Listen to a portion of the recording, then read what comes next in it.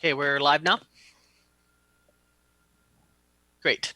All right, welcome everyone to tonight's regular council meeting. We'll call the regular council meeting to order. First up is our recommendation that the agenda for the regular council meeting of April 12th, 2021 be adopted with addition of item 6A, zoning bylaw number 3462, 2021, and 6B, official committee plan bylaw number 3460, 2021, with the amendment there that it will be third reading and not final reading, just third reading. Any movers and seconders? Moved by Councillor Niche, second by Councillor Cunningham. Okay, anybody opposed? Motion's carried. 3A, recommendation that the minutes of the regular council meeting of March 22nd, 2021 be adopted. Moved by Councillor Adie, second by Councillor Randhawa. Any comments? Anyone opposed? Motion's carried. Okay, next is 4A, Chief Financial Officer, another opportunity for the public to comment on the 2021 budget. Thank you. I will be sharing my screen.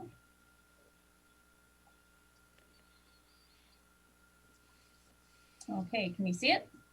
Yes, we can. Perfect, thank you. Okay, so this is our second of two public consultations on the 2021 budget. Staff presented the 2021 municipal budget on March 8th, which accompanied the report to council that day. Today, we will be showing a small snapshot of that presentation. Given the PHO orders, our format for public consultation has changed this year. We have messaged for people to contact us via email or phone. As at today's deadline, there were no comments or questions received to relate to council during this public consultation. In the staff report, the proposed 5-year financial plan document and the simulation, staff have identified a budget surplus. Even after receiving the revised roll from BC Assessment, staff are still proposing the same surplus. This year's budget includes the elevated roads budget of 2020 and the utilization of debt, grants, and dividends for capital projects such as the water dam, landfill cell, and waterfront improvements. The proposed use of surplus is to allocate it to capital reserves to mitigate future tax increases for forthcoming capital replacements and renewal. The budget also includes no increase to the property tax rate for 2021. We have presented the proposed municipal rates for 2021 for residential, light industrial, business, and not-for-profit on the far right column in orange. As the screen identifies, the proposed rate for homeowners is lower than the mill rate in 2020. This is the result of recalculating the mill rate to adjust for the market increase in assessed values since 2020. Property owners are encouraged to calculate their expected taxes in order to be prepared for the payment due date of July 2nd at midnight. Property owners are reminded that the property tax notice they receive includes taxes we collect on behalf of other agencies. These funds are remitted to those agencies and make up approximately 30% of the total tax notice. Only the general and library charge are in respect of the city's budget. Staff would like to remind home and business owners that property taxes can be paid in advance or on a monthly basis through a pre-authorized withdrawal program offered by the city. Paying monthly can smooth out the financial impact of property taxes. As well, those with mortgages can have their property tax payments combined through their lending institution. Anyone interested in setting up a pre-authorized withdrawal program are encouraged to contact City Hall. The province offers residents the homeowner grant and the tax deferral program. These programs are available to reduce property taxes paid and defer the tax payments through a loan that is recovered at the time of sale. Details of these programs can be found on the provincial government website, the city's website, or on your property tax notice. The province has made a significant change to the homeowner grant program. This year, homeowners must make application to the province for the homeowner grant before the tax payment deadline on July 2nd, or a provincial penalty will be applied. You can no longer make application through City Hall by using your tax notice. Residents and business owners can access informational documents such as our proposed 5-year financial plan, our 2021 budget presentation from March 8th, and our newly launched budget simulation through our website by clicking on 2021 City Budget under Quick Links. The budget simulation is also presented on the landing page of our website as shown here. Submissions from the simulation will be shared with Council after the simulation closes tomorrow on April 13th at 4 p.m. Thank you for listening to our presentation. Great, thank you. So council then will have a discussion about the budget then at the next council meeting. Is that correct then? That's correct. Okay, so we'll reserve comments but based on the feedback we get. And then also the March BC assessment totals will also be at that meeting as well? They're in and they didn't change very much at all. And that was mentioned. Okay, great. Okay, thank you very much. Moving on, report from our Director of Operations. So recommendation of award for the RFP 2101 for the curbside recycling bins. Welcome, Mr. Pucci. Thank you, Mayor and Council. The recommendation is that Council award RFP 2101 to Rawlings Machinery and IPL, and that Council directs staff to prepare and amend the solid waste management bylaw. Council recently approved an agreement with Recycle BC to provide curbside recycling to the community for the summer of 2021. As part of that agreement, the city is required to provide all households with curbside collection bins for use in this program. As a result, staff issued RFP 2101 to select a proponent to manufacture and distribute these bins to all 4,300 households in Prince Rupert. With an understanding of the unique challenges of curbside collection in Prince Rupert, staff have recommended the use of upright hinged lid bins compatible with our tilt assist mechanical mechanism on our new garbage truck. The style of bin is very durable and will resist the significant wind and rain in our community. These bins also have computer chip tracking to trace lost bins and review contamination. Under RFP 2101, the city received 4 compliant proposals. Staff are recommending to award to Rawlings Machinery and IPL as they were the lowest bid or proposal, The total cost to the city is $564,850 plus GST and PST. Each household will receive 2 bins, one for garbage and one for recyclables. In discussion with finance, there are 3 possible ways to fund this purchase: through a short-term loan repaid by each household, through an additional levy on the utility bill for 5 years of $25.35 per year starting in 2022 and ending in 2026, financed partly through gas tax, and the remainder through a one-time charge of $20 per household just on the 2022 utility bill only, and lastly, financed entirely by gas tax. Finance and the Operations Department recommend option 2 by levying a small charge in 2022. This cost has been included in the proposed budget in accordance with option 2, but can be changed if desired. Please note, the cost to replace a damaged or lost bin is $41 for garbage and $65 for recycling bin, plus assembly and delivery. In conclusion, staff recommend that Council award RFP 2101 to Rawlings Machinery and IPL, and that Council direct staff to prepare an amended solid waste bylaw to reflect the introduction of curbside recycling service into our community. Thank you. Great, thank you. Comments from Council? Councilor Moreau, then. Okay, we'll start. Councilor Adie, okay, we'll start with you too. Go ahead, Councilor Moreau. Thanks very much, Mr. Mayor. I just have a question now that we're actually seeing the mechanics of how this is going to roll out with these 2 specific bins per household. Is there a plan for apartment buildings and multifamily residences? At this point, there is not. They're not covered by the Recycle BC program that we have. So these are for individual households in residential, just individual units. Understood. Okay, thank you. And I know we can look at something like that in the future, though, Councillor Moreau. Oh, great. Okay, thank you. I know we touched on this last time, but I just wanted to ask it in a slightly different way. In your conversations with the regional district about the obvious uptick and increase in recycling rates that we're going to see in Prince Rupert, have they had much to say in the way of what the increased operating costs are going to look like at the recycling depot? Or maybe I could phrase it differently as well, as would we also be expecting in 2022, in addition to this levy, to see the regional district increase taxes as a result of those increased operating costs from higher than normal recycling rates? At this time, Councillor, I don't have the answer to that. What we can do is do a little bit of research and get back to council in an internal memo to look at what we can forecast over maybe the next 5 years of implementing this program into the community. Excellent. Yeah, thanks very much. And I mean, my overall comments, I don't want to repeat myself from the last time, but this initiative is just so exciting to see progress on, because I actually went back to some of the public outreach and surveys I had done in the prior election campaigns, and curbside recycling is one of those things that's right up there with, more waterfront access and downtown revitalization. It's just one of those issues that really nobody disagrees on the value of.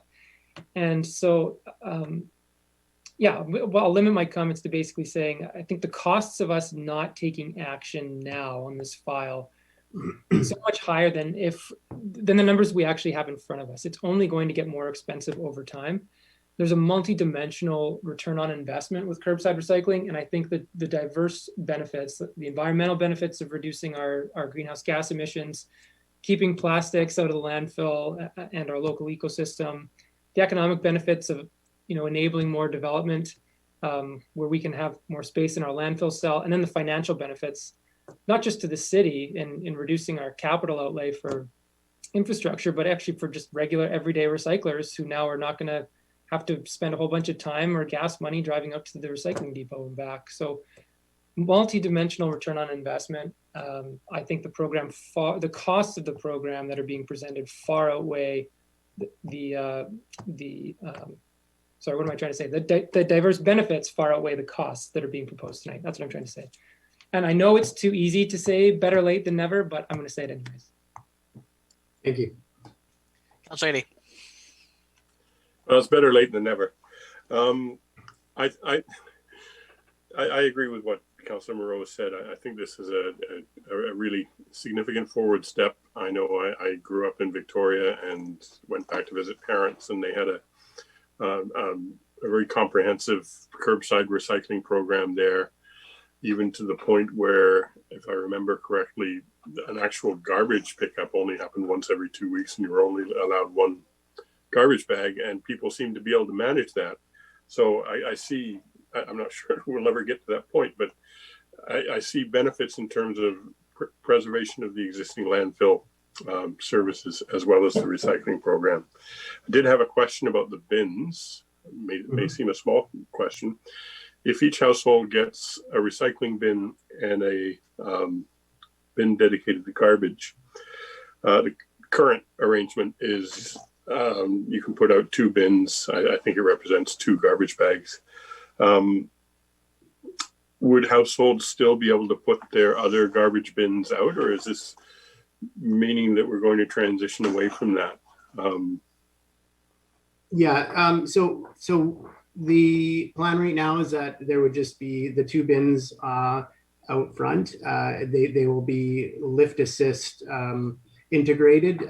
This helps with our WCB claims, WorkSafe claims, where these can be wheeled up and lift assisted in. The bins are quite large, so we don't see any real major reduction in the amount of garbage and recycling. What we're going to likely see is a reduction in garbage that can fit in the one black bin, and then the blue bin will be quite large, where it would just have loose recyclables in it. And so we don't believe that it'll be an issue, but we would only take from the new bins that are out there. We wouldn't be taking from existing bins. So just as a follow-up, is there going to be any support for, I mean, everybody's got their garbage bins now, and they're going to seem quite superfluous. Is there a plan for supporting transitioning those out, or what shall people do with those? At this point, we haven't determined that. What we're going to be doing is a major messaging campaign over the next few months. We're starting with looking into some flyers and some videos, and we can definitely include information on that. But at this point, we haven't determined what people will do with their own bins. We just would like to provide these bins. They have computer chips in them so that they are going to be per address, and that we can then monitor the refuse that comes in, and they will be the bins per household. So we can definitely address that in the information packages that we're going to be producing. Councillor Cunningham. Thank you, Mayor. Richard, I noticed you just mentioned computer chips in the garbage cans, and I noticed that if I recall correctly, that they'll be monitoring the recycling. Correct. Now, and that it will help with fining people if they don't do it properly. Is there a structure for the fines yet, first of all? And secondly, how's that going to work? So each bin has an RFI chip in it. So when the bin goes up to the back of the truck, it will be tipped in, and it has a photocell eye that can determine if any materials that should not be in that recyclable container are there. And then in the front of the truck, it can spit out some information so that we can go back and look at it or fine or do what we need to do. The purpose of doing an amendment to the solid waste management bylaw is to take a look at what those fines may be, how severe they will be, if there will be a time at which we can have some grace periods to allow people to understand what goes in and how it goes in. But those will come through in the amendment to the solid waste bylaw. We're going to have a whole section on the recycling campaign. We're moving into this process. I think that we're going to look at other communities and what they have done as they started down this journey, and we can look at seeing what they've done right and also avoid what they've done wrong. So there will definitely be more to come on this. We're just getting started, and we're hoping to bring forward, if council allows us to move forward here, we're hoping to bring forward some new information to council in the form of bylaws and working on those fines and what the expectations of the community is. Okay, now the other part of this, is it going to increase the cost of sorting? Because when you do recycled now, paper, plastic, hard plastics, and things like this, now when you get to when it gets to the recycle depot, is that going to increase their costs for handling this because they're going to have to separate it, or is that handled in a different way also?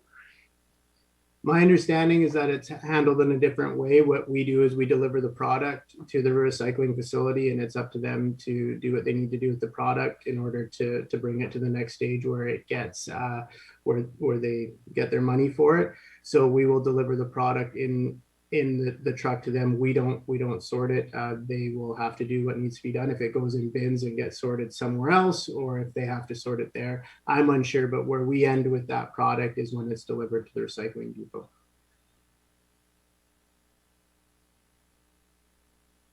Other comments from council? Go ahead, Councillor Morrow. If there's no other comments, I'd like to move option 2 that staff are recommending, the combination of the gas tax financing and the one-time levy on next year's utility bill. And I can offer my comments on that recommendation now if it's seconded. Yeah, I'll second it. Just one moment. Does that include the recommendation to award the RFP and to direct staff to amend the solid waste amendment bylaw? Yeah, sorry. Okay, so we're gonna do all of that, including option 2, correct? That was what I was recommending. Sorry if that Okay. was. Nope, great. Okay, and seconded. Motion's on the floor. Continue. Thanks very much, Mr. Mayor. So the reason that I'm moving staff's recommendation, I think they've struck a good balance here where, a small levy makes sure that there's a bit of buy-in from the community and skin in the game, so to speak, where we know that, where some services are provided for free, sometimes can be taken for granted. Whereas the number they've set, $20 on a one-time fee, is not cost prohibitive to any homeowner. And there's no debt required, so it's not going to increase the operating costs. So I think staff have struck a a good balance on that front. Any other comments? Go ahead, Councillor Cunningham. Well, you know, option 2 is a good one, but what would the cost be to the gas tax levy if we went with option 3? Do we have that figure? Because I'm looking at it from there's a lot of seniors and that in town on fixed incomes, and $20 is $20 to them. It's just one of those things that I know it doesn't sound like a lot to a lot of people, but to some people that is significant. And I just wondered what the option 3 would be if we went with that. I can answer that one. It's about 4,300 households, I believe you said, Richard? Correct. Yeah, it's at $20 is $86,000 charge against the gas tax. Okay, thank you. I'll just mention, so I think some of the points here for the $20, it also gives people ownership that it's their bin. And I think even though it is a smaller fee, I think it's important that people feel like they own their bins. Sometimes when things are just given out, people I don't think they respect it as much as if they have a small contribution to be made to that. And these are going to be very good, solid bins that they'll use for a long period of time. And personally, I'm very excited about this initiative. This is something that from even when I first got elected back in 2014, it's something I've been wanting to see. And, knowing our financial challenges, we've had to work to get Watson Island moving and all these other things to get the water moving and everything. And now we're finally in a position to start moving forward on these types of initiatives. So I'm definitely supportive of the motion on the floor. I will caveat that I do think that an education campaign is definitely required. I know that's in the works and the plans, but this will be a large enough change for the community that some clarity multiple times over and over and over again will be necessary.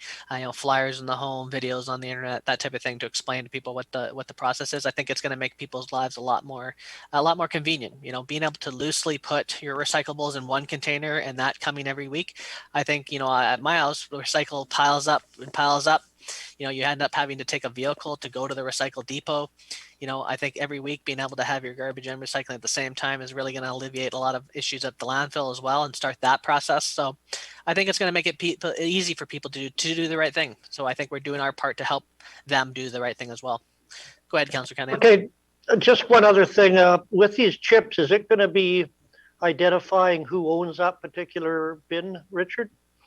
They will be coordinated with the address. They won't have a name associated with it, but it'll be coordinated with an address so that if they are lost and for some reason are taken and one is found somewhere, then we can scan it, find out where it is, and return it. Okay, good. Thank you. Well, I have one final random last question then. So if someone moves in Prince Rupert from their one house to another, do they just keep the bins at that house or do they reprogram to a new address? That's just something that just came up in my mind there. They stay with the house. Gotcha. Yeah. So they would inherit their bin at the new place they get. Got it. Correct, yeah. Okay, any other questions from council? Okay, seeing none, I'd call question. Is there anyone opposed to the motion? Okay, motion's carried. That's great. I think we'll start the communication process. Very excited. Is there a timeline, Mr. Pucci, of when you guys anticipate this will be in full operation? We would like to start the collection as a soft start just after the Canada Day long weekend. So I believe it is July 5th. Is the Monday is when we'd like to start a soft start for it, and then fully swinging in near the end of the month. So we're very excited. We have a lot of work and a lot of campaigning to do to get a lot of awareness out there of what needs to be done. Great. Thank you very much for all the work on this. We really appreciate it. Thank you very much. Okay, moving on to our planning department. So first up, we have a verbal report from iPlan at the DBP 2106 for 608 6th Avenue East. Thank you, Mr. Mayor. Notifications have been sent out regarding the development variance permit 2106. This is an application for a property located at 608 6th Avenue East to build a tool shed. The applicant is requesting a variance to reduce the minimum front lot line setback from 3.6 meters to 1.2 meters, and a variance to reduce the minimum side lot line setback from 1.2 meters to 0.6 meters. We haven't received any feedback from the neighborhood in regard to this application. Because there hasn't been any neighborhood concern expressed, it is recommended that council approve this application. Thank you. Okay, so recommendation that council proceeds with the statutory notification process for development variance permit application DVP 2001. Oh, sorry, read the wrong one there. Or did I? No, 06 at 608. Moved by Councillor Cunningham, second by Councillor Scott Morvan. Any discussion? Okay, hearing none. Anybody opposed? Motion's carried. Next, we have another report from iPlan, the TUP 2102 at 225-227 2nd Avenue West. Thank you, Mr. Mayor. Notifications have been sent out regarding the temporary use permit 2102. This is an application for a property located at 225-227 2nd Avenue West. The applicant is requesting permission to operate a temporary urban farm on this property. This includes the temporary construction of a greenhouse, raised garden beds, a tool shed, and a covered deck. We haven't received any feedback from the neighborhood in regard to this application, and because there hasn't been any neighborhood concern expressed, it is recommended that council approve this application. Thank you. Okay, any movers to the recommendation? Moved by Councillor Moreau, second by Councillor Randhawa. Any discussion? It's very topical from some of the comments we heard at our OCP. Okay, if there's no one opposed, or is there anyone opposed to the motion? Okay, motion's carried. Next, we have a report from iPlan, the DVP 2101 at 658 8th Avenue East. Thank you, Mr. Mayor. This is an application for a R2 zone property located at 658 8th Avenue East, which requests a variance to increase the maximum accessory building height from 3.6 meters to 4.57 meters, and a variance to relax the side lot line setback from 1.2 meters to 0.15 meters for a proposed carport that will be built on existing concrete footing. It is recommended that council proceed with the statutory public notification to allow the public an opportunity for input. Thank you. Okay, anyone want to move the recommendation? Moved by Councillor Randhawa, second by Councillor Cunningham. Any discussion? Okay, anyone opposed? Motion's carried. Next, we have a DVP at 2025 for 250 Parker Drive. Thank you, Mr. Mayor. Notifications have been sent out regarding the development variance permit 2025. This is an application for a property located at 250 Parker Drive. The applicant is requesting a variance to increase the maximum height for a principal building from 9.0 meters to 9.59 meters for a proposed residential building. The council has received a mix of positive and negative neighborhood feedback. Some neighbors have expressed concern about the building's height and density. It is recommended that council consider the neighborhood feedback. Thank you. Okay, is there any comments from council on this DVP? Go ahead, Councillor Niche, and then Councillor Randhawa. I just feel that there it is quite an extreme height variance, and I do feel that there's enough opposition in the neighborhood that I don't feel that this is one that I would support. I feel that that other neighbors in the past have asked for these variances and were not given the opportunity to do it themselves, and the neighborhood has been kind of designed in that. You know, the reality is that's our bylaw for our whole town. So, you know, it's one thing to be, you know, a foot over, but this is a flat piece of land, and they're asking for a substantial variance, and I just can't support that. Not with the amount of opposition to it. Councillor Randhawa. Thank you, Mr. Mayor. Councillor Nish already said much. I just have a question, like a neighborhood, they are asking, like they apply for the variance and city deny that. So I was wondering if Rob or Bob can have any answer why that time we refused? Like, I beg your pardon. Could you ask the question again?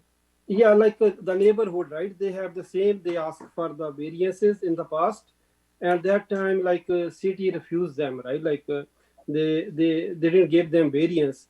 So, is there any reason like why we did last time?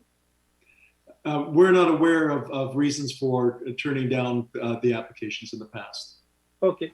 So anyway, like the neighborhood, they raised concern about the blocking view and the density and the character of the neighborhood. So, and the biggest one is the traffic flow too, right? And so until those issues been dealt, I can't support this motion. So I'm not in favor of this motion. Councillor Cunningham.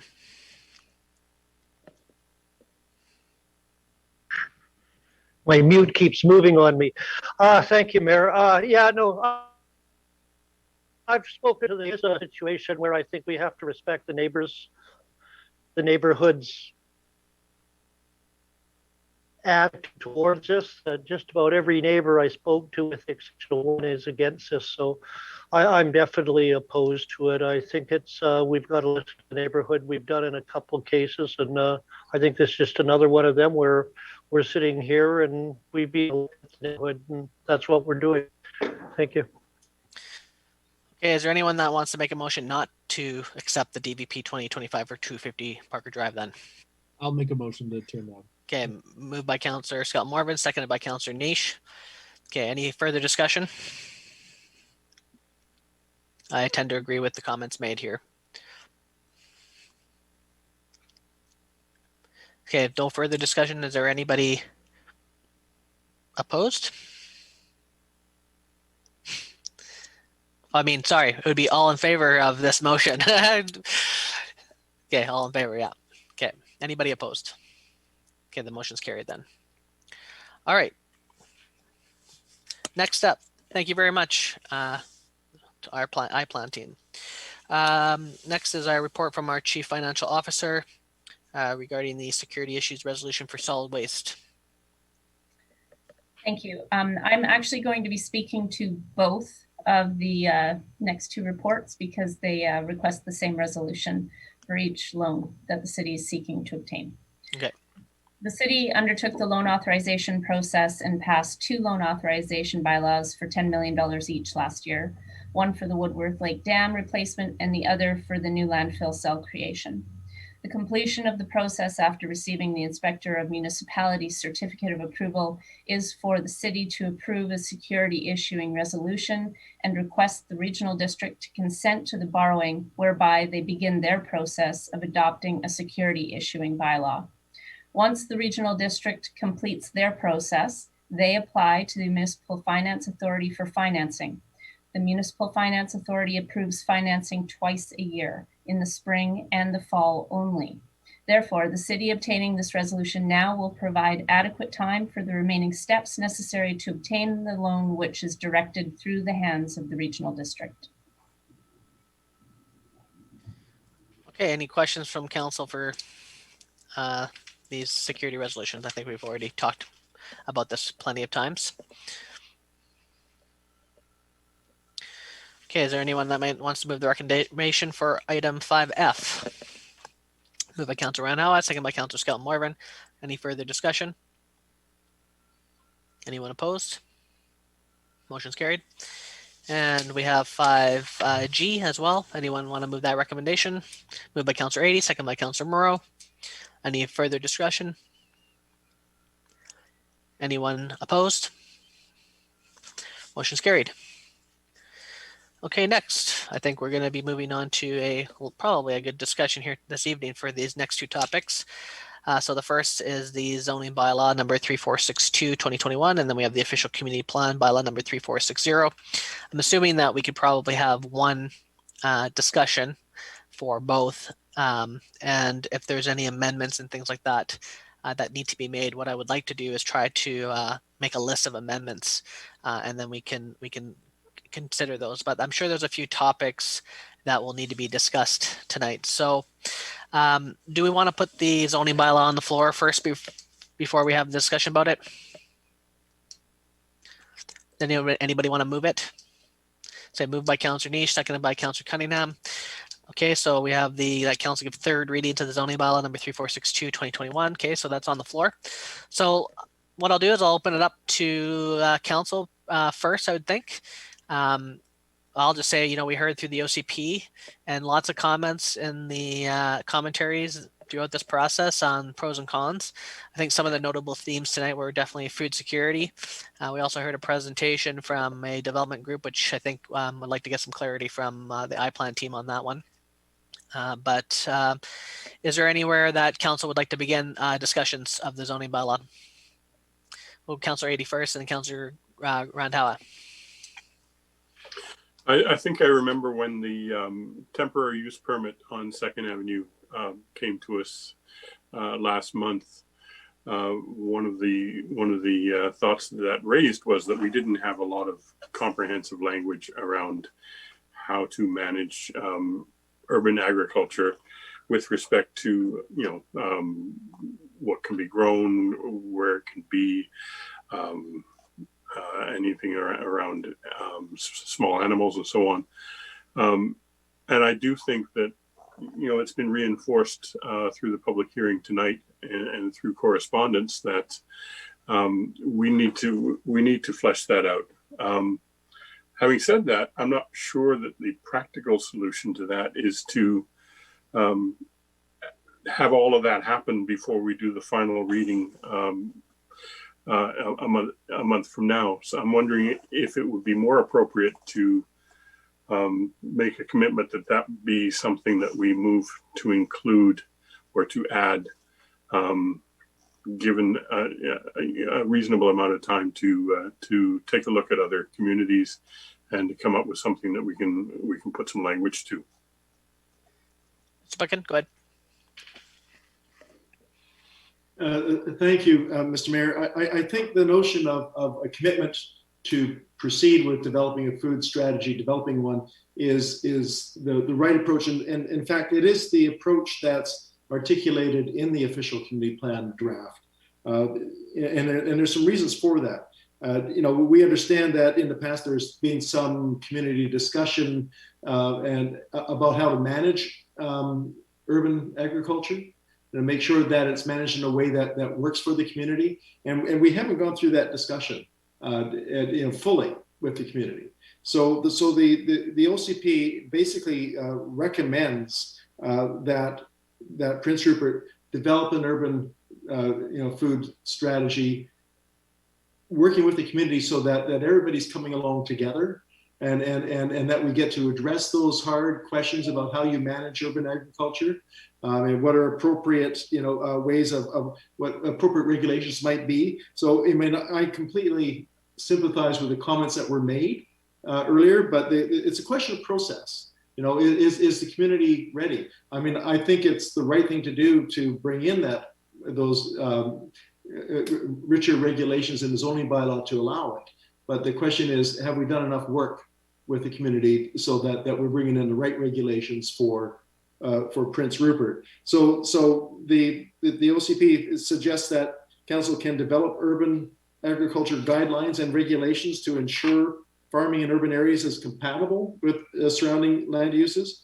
And it also goes on to say that the council may amend the zoning bylaw and the business bylaw to permit agricultural sales as appropriate, and that regulations should ensure that urban agriculture uses do not create neighborhood rodent or odor issues. So, it's a multi-step process. I professionally would love to see us at the end of this, but I think that it's important to work with the community to make sure that there's enough understanding and awareness of what's involved and what we can do, and really make a strategy that works for Prince Rupert, as opposed to what might be appropriate in Victoria or Prince George. Okay, so I think it would be good to stay on this theme, if Councillor Randhawa, if you're okay with that for a moment. let's just talk out this topic because I think it was a central topic.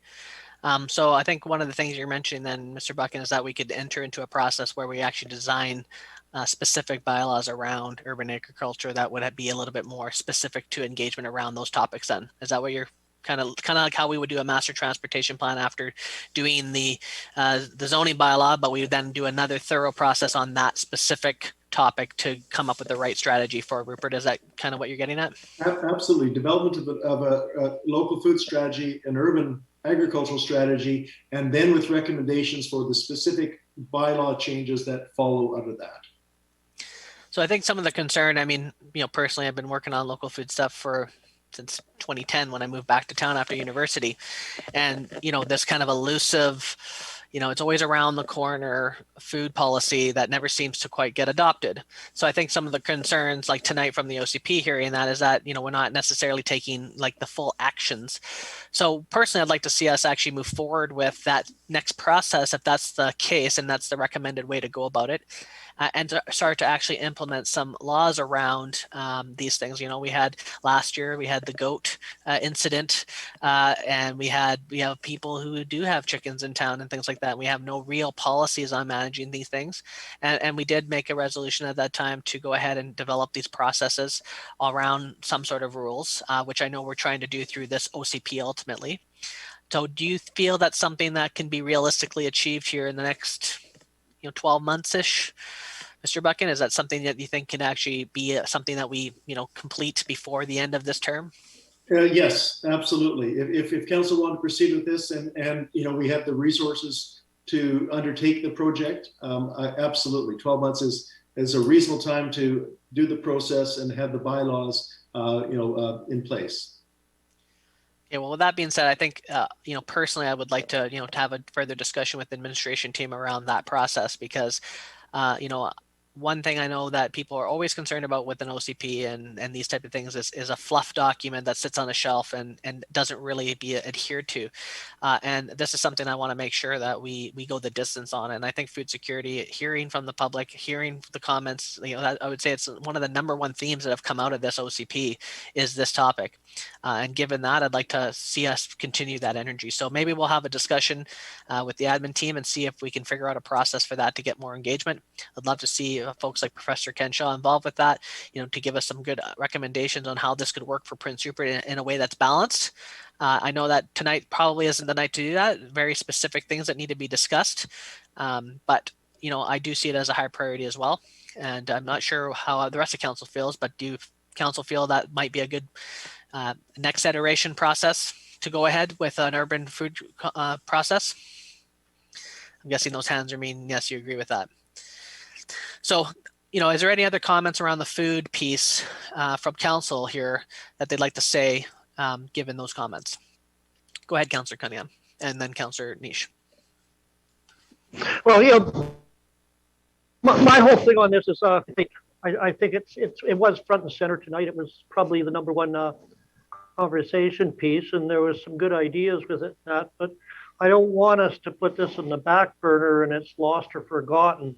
I think this is a concern for a lot of people, and it's more than just having a community garden or that. It's people want chickens, and they're around town, and they're I just think that if it's a very broad discussion we've got to have, and like people with chickens, R1, R2, if you've got a backyard.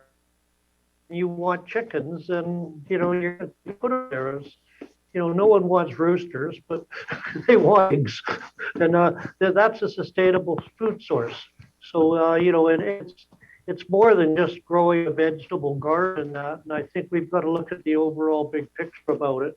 So I really think it's before we do final reading, we do some work on this so that it's included in it. I don't want to see us do final reading and then get lost in the fluff, as you say, because it just seems to be that we've discussed this before and nothing's been done about it. And I think it's quite important that we get to it. Mr. Buchan, go ahead. Thank you, Mr. Mayor. Just in terms of process,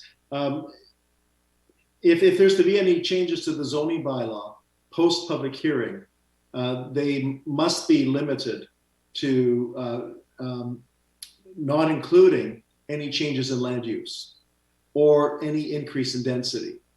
If you do any increase in density or any changes to the permitted land uses, which basically allowing urban agriculture would be, you'd have to go back and do another public hearing. Yeah, so I think, and I understand Councillor Cunningham's desire there. I think the idea would be to enact that process for urban agricultural zoning, and then we would have to go through another zoning bylaw amendment, is what you were getting at before. Is that correct? Yeah, and I think if council wants to do this, and I recommend that you do it, because I think there's lots of good reasons for, and that's why it's in the community plan. Making a commitment to proceed and pulling the trigger on that, may be the best outcome. So essentially, you could see it as this zoning bylaw would be laying the foundations to build upon blocks on top of those as we progress, like as you were saying in the OCP, to become a living document. Is that kind of how you interpret the levels of process moving forward?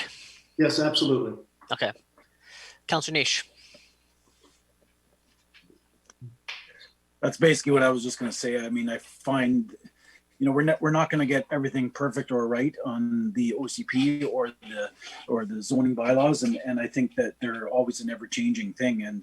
And obviously, by tonight's public hearing, it shows that there's a want for that food. The bylaws to do that. So I think we, as of tonight, we move forward with where we're at, and I think we all make a commitment that after this we move forward again and keep moving that food production into another amendment to our bylaws and our OCP in the future. So, yeah. Councillor Morrow. I won't repeat what anyone else has said because I agree with all of it, but all I would add is I think anyone who knows the amount of time and effort I've spent in my day job working on the food security front, obviously this is something that's near and dear to my heart.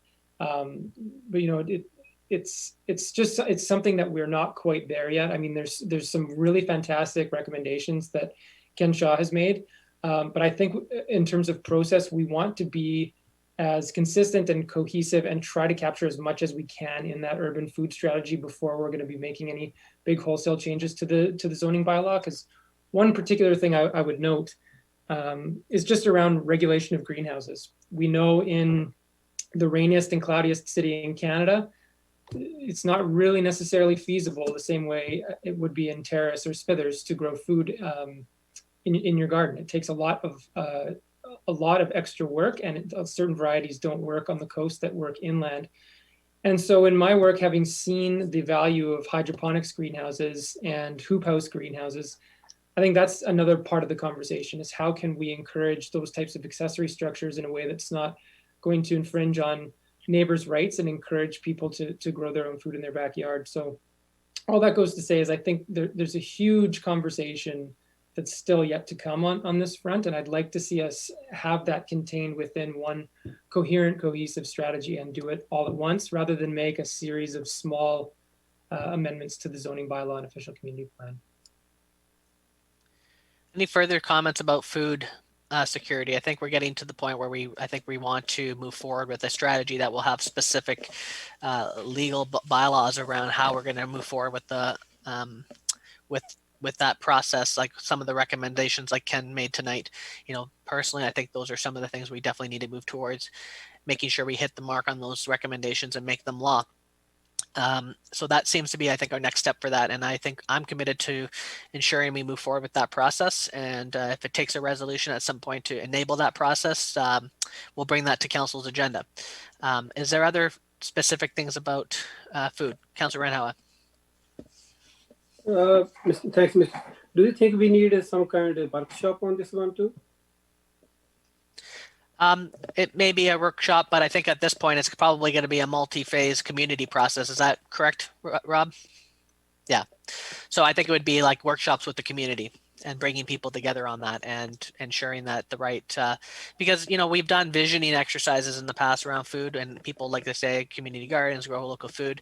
But when it comes specifically to what height variances for fences and how many chickens are you allowed, or and where can those chickens be, and what are the rules, and those I think take some more time, more than just a vision exercise. So I think we could design a process that can be done swiftly and include the community and get something done, because I would love to see that passed as soon as we can. Any other comments about food in particular? Councillor Skelton Morvan.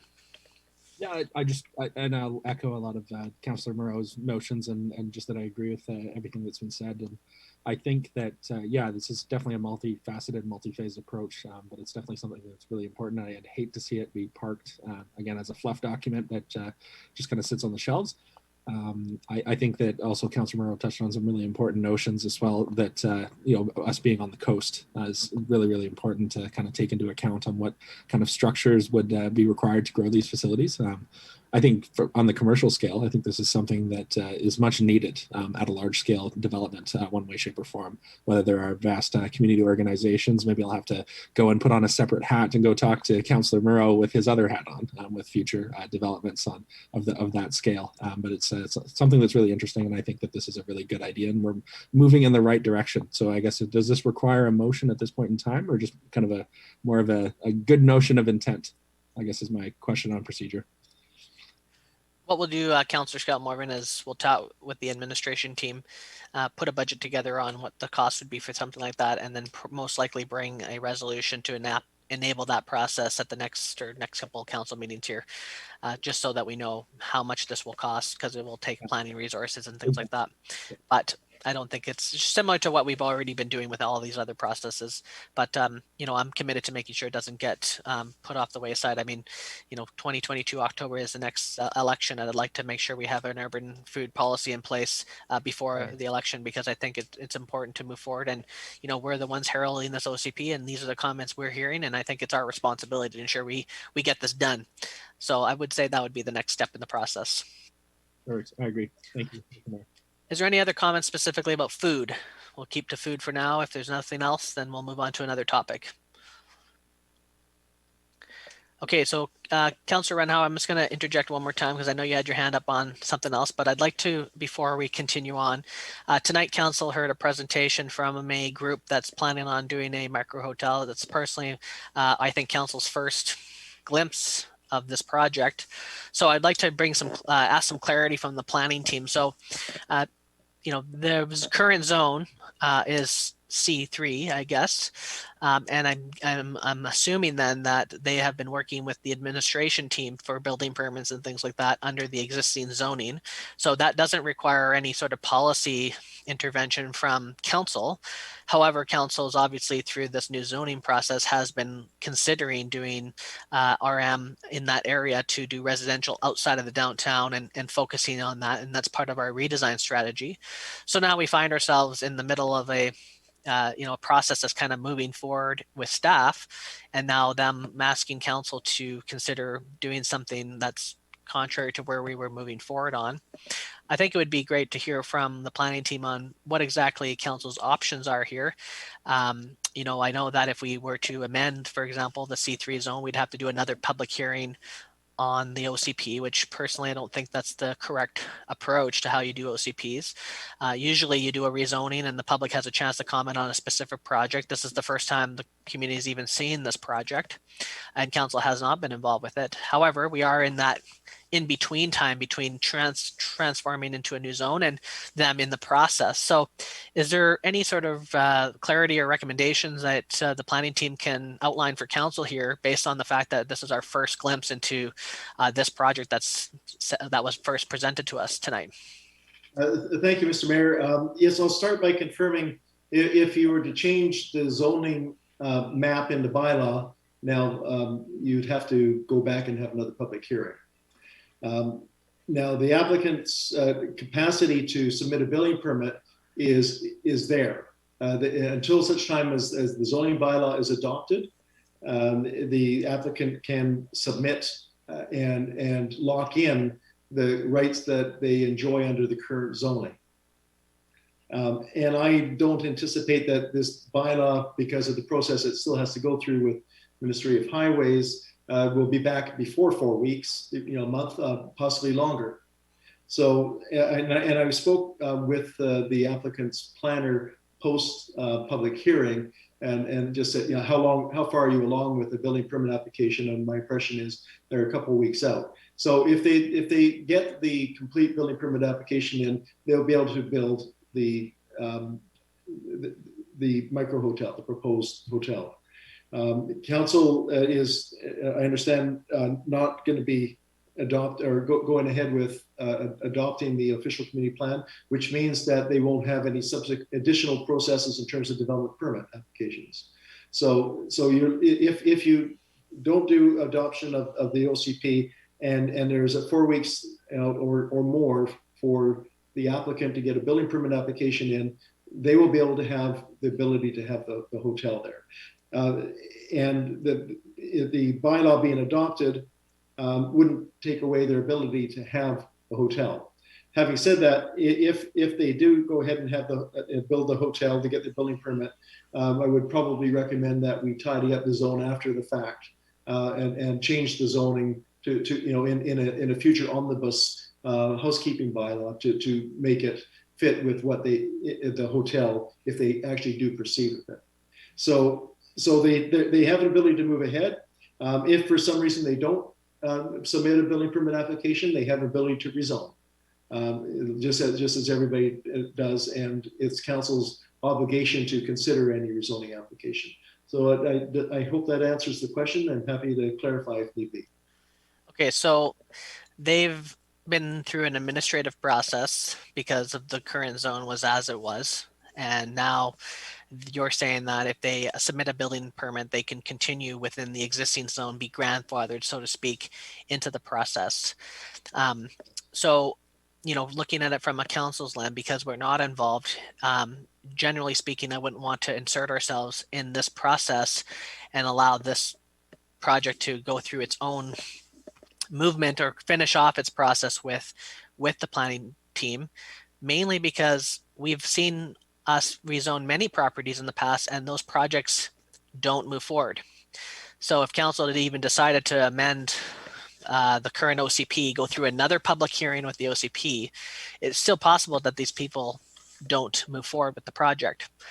Therefore, I think a building permit is probably the best option right now for them, given the fact that they've been moving forward on that. It also shows that they're committed seriously to moving this project forward, as they will have submitted a building permit to move the project forward. I think council risks themselves opening up an OCP for one specific project, when generally what we would do is a 4-reading process for rezoning on a project so that public would have a thorough input on that project. And it seems that the worst case scenario here is that if they don't submit their building permit in time for when we adopt the zoning and the OCP, that they still have the option of actually finishing off the process by doing a rezoning and then having a public hearing specifically about that project, which I think council probably would be a little bit more in favor of anyways, if it happened that way, so that we're talking about one project specifically in a rezoning rather than one project specifically within an OCP, which I think is probably a more reasonable way to go. So if you're saying that the proponent is close to a building permit, then I think my personal recommendation for tonight for council would probably just to continue on with the process. And it sounds like this proponent may have the time they need to complete all their necessary approvals under the existing time frame. And then later on, if they do or don't get their building permit, we can discuss it then. But I'm not comfortable making any amendments at this stage, given the direction and feedback we've gotten on the overall support, and trying to isolate one project within that context, given that they're almost close to their own finish line. And so that's my views on that particular situation. Is there any other views from council? And this is mainly given that I've just first heard about this project tonight from the public, and it's kind of an awkward timing, I guess you could say, but we still need to continue a process. So we'll start with Councillor Cunningham, then we'll go to Councillor Ranhawa, then we'll go to Councillor Niche. Go ahead, Councillor Cunningham. Well, what I find interesting is why are we going to residential on a highway? When you come into any small town in northern BC, that part of the highway is commercial. It's either restaurants, it's something commercial.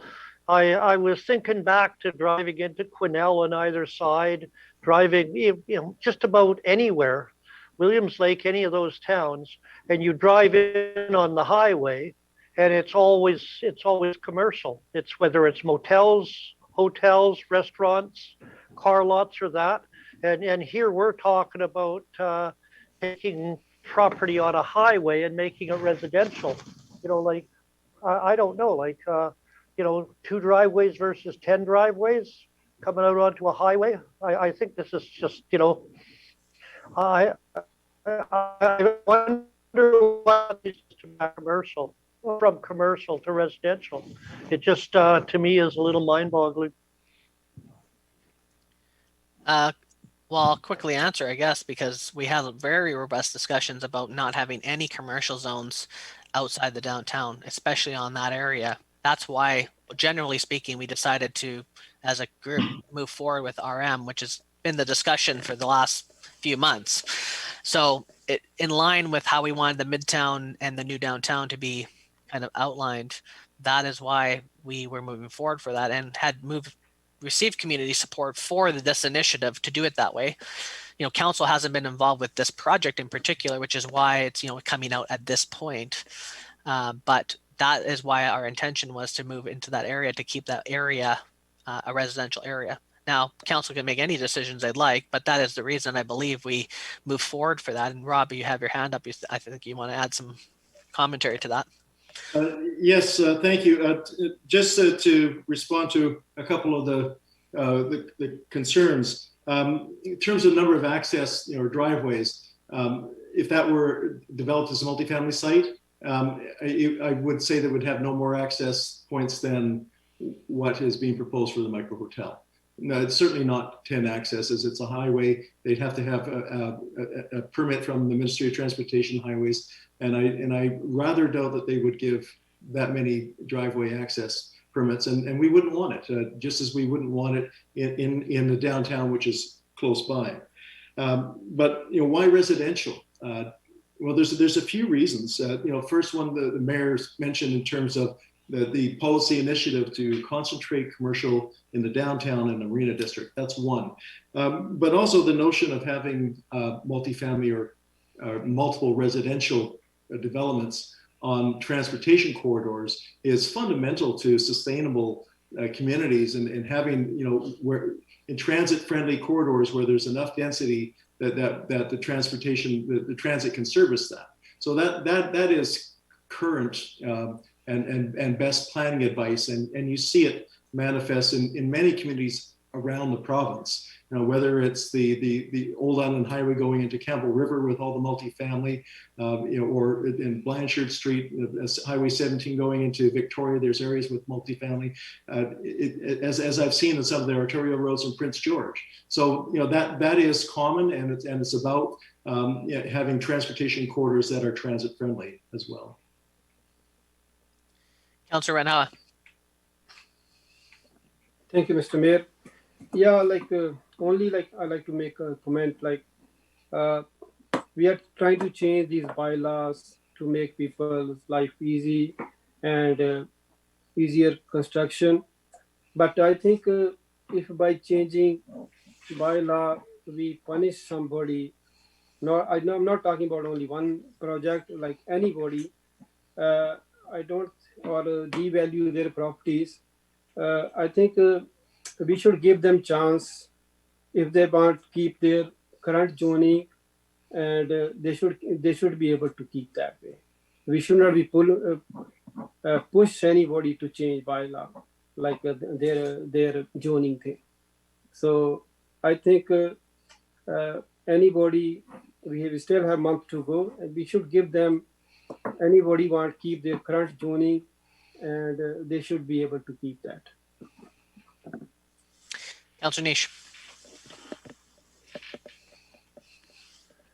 Well, this has been it's an interesting conversation at an interesting time, because if this conversation wouldn't even be part of it if we weren't doing this OCP. If this proponent had wanted to build something, 2 years ago, then the zoning would have been there.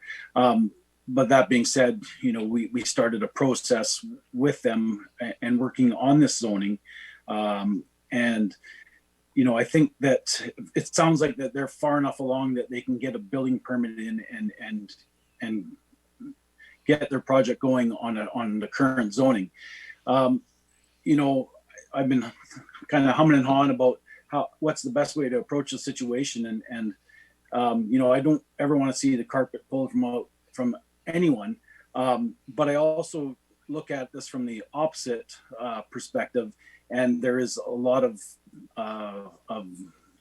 other projects that people are looking into where they need the zoning changes in order to continue forward. So anytime you're doing an OCP and zoning changes, it obviously affects people in all different ways.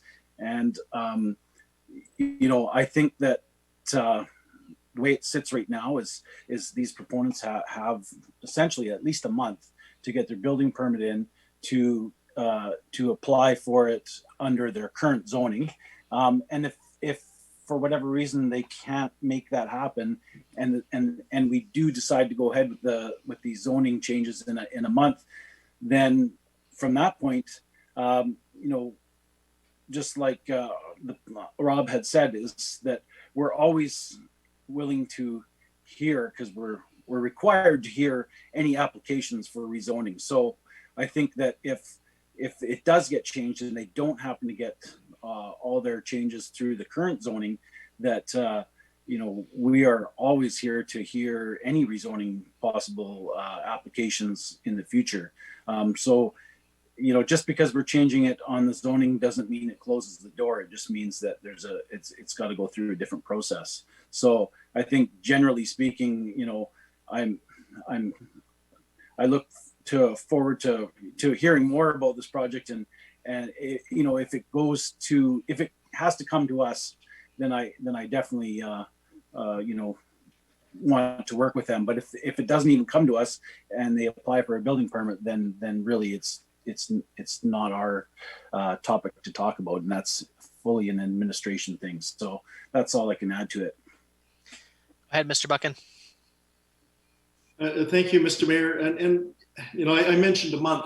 If the proponent is, a day or two away, and there's nothing magic about a month. I don't think it'll be back before a month.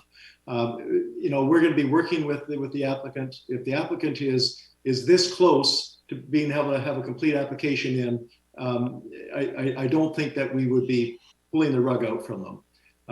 So we'll work with them to make sure it's bona fide and legitimately going ahead, and we'll report back to council. But I do want to emphasize that the reporting back to council needs to be from staff and administration.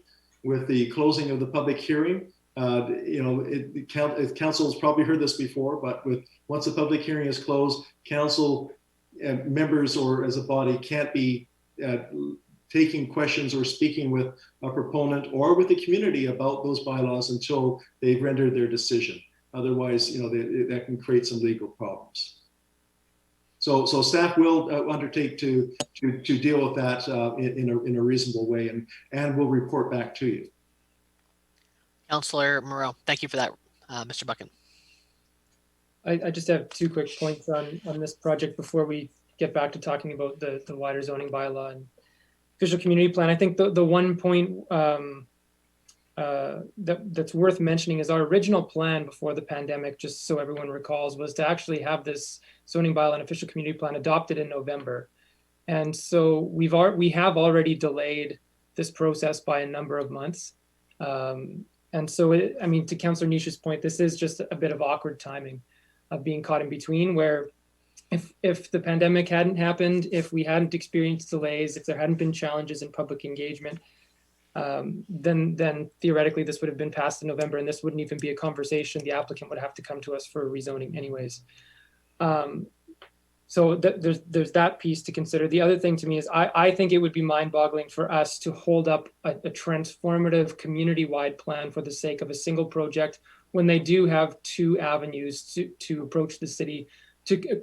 As the applicant said, to achieve their dreams, they can either put in a building permit in the next 4 weeks before we get to Modi's recommendations and get to final approval, or they can come back to us for rezoning. So I think there's multiple avenues at their disposal here. So I hope we can get back to talking about the wider zoning bylaw and official community plan.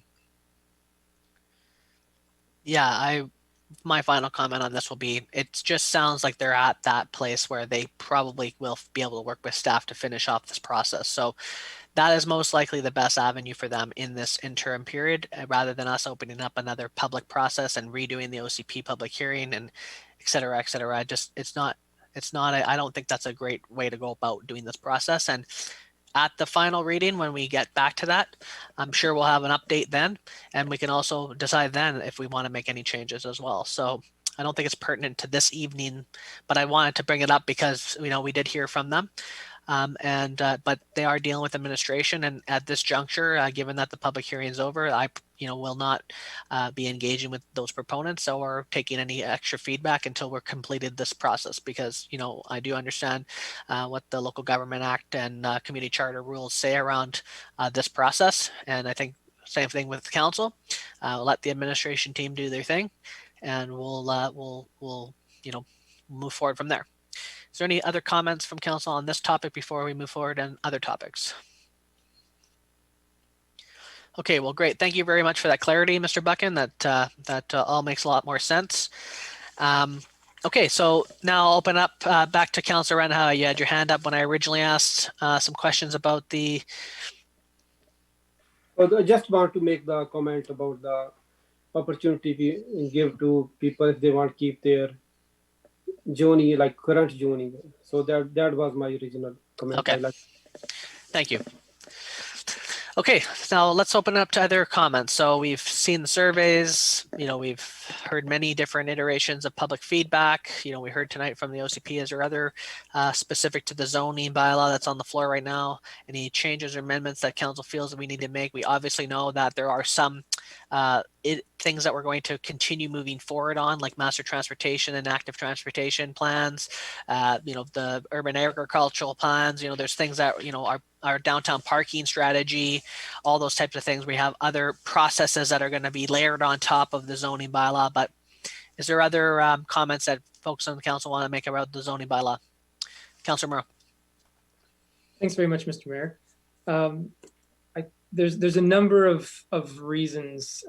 Actually, maybe where I'll start is a couple of the concerns that were raised. I think more in email correspondence. I just want to address a couple of them.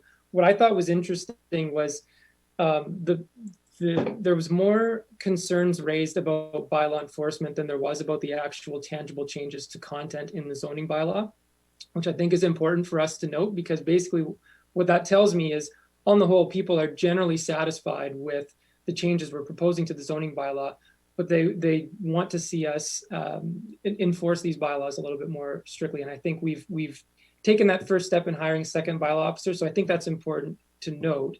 But a couple of the other concerns around substance that I wanted to address. There was a couple of concerns around the changes to parking, specifically the stipend or the increase to the rates for parking in lieu. And that's something that I know has been a thorn in the side for not just residents trying to find parking for businesses, but also business owners. In almost every Business Walk survey that we had done before the pandemic, parking was in one of the top 3 main complaints of business owners.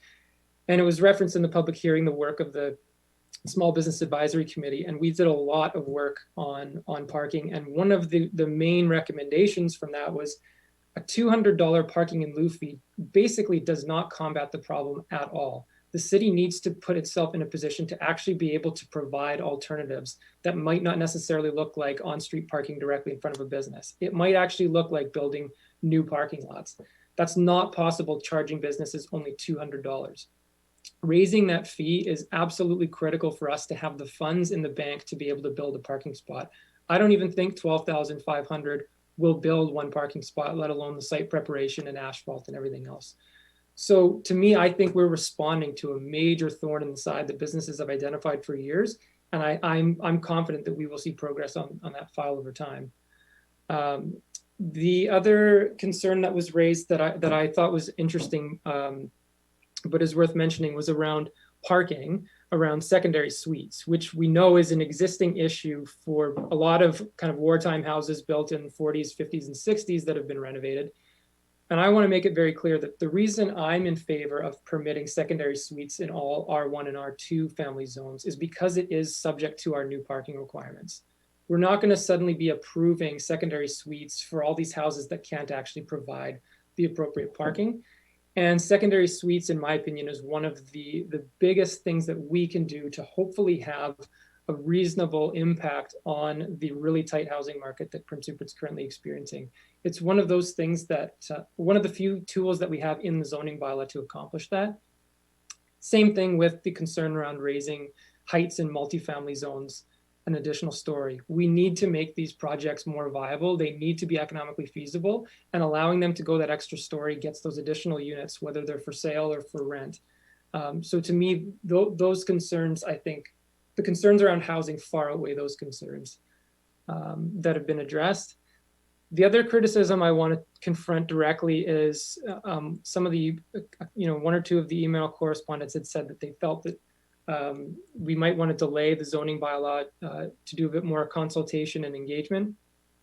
And from my perspective, this has been multiple thousands of individual public engagements through multiple surveys, 5 years of research, Redesign Rupert, downtown revitalization surveys, 2030 vision, Rupert Talks online, the OCP survey, meeting with all the stakeholders, Indigenous nations, the Port School District, the Chamber, the Regional District, multiple committees. I mean, the amount of work that has gone into this is not something that we've just somehow scraped together over the last couple of months. It's been an incredible amount of work. And so to that criticism, I would actually say, since I was a teenager, on the whole, the main complaint and concern that I have heard from the community is that they are tired of filling out surveys. They want to see action. They do not want to constantly be asked what they want, to just constantly have to watch people bicker and debate and grandstand and complain. We know what people want because we're living today with the exact same issues that were being talked about 20 years ago. We all want to see our downtown revitalized. We all want to see more waterfront access. We all want to see more housing get built. We all want to see our infrastructure deficit addressed. So to me, tabling this to do additional engagement when we've already seen a massive groundswell of consensus far beyond my expectations at the outset, I mean, I just don't think it's reasonable. So I don't want us to change our course of action because of a few pessimistic holdouts, that small minority of people who think it's easier to complain online than it is to actually participate in the democratic process. The people that they just refuse to acknowledge the progress that the city has been making over the last few years because of a negative attitude and that doubt. So to me, it's time for us to move this long overdue modernization of our zoning bylaw and official community plan forward. We need to get to work on building the city to its potential. So I'm not going to suggest that we change our course of action. Now that's on the zoning bylaw in particular. Better for housing, better for parking, I think better for business development more generally. The other reasons I think I'm quite supportive is we're allowing childcare facilities in the downtown. We actually have a policy now around short-term rentals. Airbnb did not exist during the last zoning bylaw. We have more aesthetic control with new development permit guidelines for riparian areas, multifamily residences, hazardous areas, commercial areas. All of this goes to say the new zoning bylaw, in my opinion, is a much more streamlined process and a cheap political point. It's 6 pages shorter than the other one, and that's even after adding 3.5 pages of definition. So that's on the zoning bylaw. So I wanted to open that up before I make any comments on the official community plan. Thank you, Councillor Moreau. That was very good comments. Councillor Adey, then Councillor Cunningham. It was a very inspiring speech, Councillor Moreau. I happen to agree with a great deal of what you said. I won't repeat it, and I certainly won't go into as much detail. But what I do think is important from my perspective, and the reason I'm also in favor of moving forward with these packages, more or less as they stand, is the quality and the extensiveness of the process that we put into it. anybody who really wanted to say something or speak to these documents has had ample chance to do so. It doesn't mean that points won't come up later, and we've heard that the Free Living document. I think that's really important. We haven't packaged, the full parking vision yet because it's something that needs to be worked on. I can imagine lots of questions that we'll have to work through as we move forward on that around paid parking lots, payments in lieu, all of that we're going to have to move forward with, and a number of other things that are going to come about as a result of this. But I think it's really important to put this in place so that those things can actually come about. And I think the one leads to the other. And I think that's really important. Just one comment on a smaller point around secondary suites also. They make a lot of sense from the perspective of solving the problem of people not being able to find places to live. But they also make a lot of sense from the point of view of people finding that it's very difficult to afford places to live. So it kind of gets at it in two different ways. When you open up secondary suites, you're providing a greater pool of accommodation, but you're also making it easier for homeowners to make a go of it. And I think both those things are important in the current market. Thank you. Councillor Cunningham, then Councillor Randhawa. Well, thank you, Councillor Moreau. I agree with you in a lot of things, but unfortunately, I live on the east side of town. A lot of 25-foot lots. A lot of people already have 2 cars in these houses, and if you were to put a secondary suite in some of them, there'd be you'd be double parking sometimes. I think I agree we need secondary suite. One of the things that I'd like to see that I was going to talk to the planners about it is lane or carriage houses on particular lots. We don't have enough lanes to do it, but I think on quarter lots or things like that, it might be beneficial. It all adds up to housing stock and rental stock, which we need desperately. But I just think that there are certain parts of town, if you put secondary suites in too many houses on some of the streets on the east side of town, you've already got a parking problem. And, I don't want to quote the person that said it, but good luck on Crestview. We've got to find an alternative for these motorhomes, trucks, boats, and everything else on the streets. We get them off the streets, and we've solved the big parking problem. And we've got to find an alternative to that. I brought up the B mill pulping shed out in the mill there. The roof needs to be fixed, but and that goes to once you got a place where you can put these boats, trucks, motorhomes, and trailers and everything, you got to enforce the bylaws, and it's a reoccurring theme. And Councillor Neese and I have been hammering away at enforcement for quite a while. I understand we might be down to one bylaw because one moved on to another job. Even with 2 bylaw officers, they're struggling to keep up. And we've got to get rid of this complaint-driven bylaw. They've got to be able to go out and do their job. If they see a problem, they do something about it. This town's starting to look like no matter what street you go on, it looks like a garbage dump. And I hear this over and over and over again. And I agree with you. Number one is bylaw. And as for height restrictions, I looked at it, the RM2, one is in your neighborhood on Graham. The whole area that's zone 2, right at the very end of Graham, that we did a couple of years ago for one group of people that came to town. They bought the property. Now you add 13, 14 feet to that, and you're going to have a storm of people knocking on your door because it's going to block the view from the other side of Graham, even though they're sitting up on a bluff. And we already discussed that with that project quite a while ago. And the other RM2 that would concern me is the bottom of Parker or Eagle Drive at the end there. You have a large RM2 right next to Crestview, and Eagle subdivision. And if you start adding a height to an RM2 in those areas, you're starting to impact houses. So blanket RM2 from 9 meters to 13 meters, I don't think is a good idea, especially on that one on Graham, when a lot of people live in that area for the view. And a lot of people built those houses there for the view. And they're coming up the side of a cliff and they wanted to go up another story. And at that time we said no. Now we're saying, yes, you can do that. And I just think that a blanket RM2 height increase, especially in those two areas, is going to be very troublesome.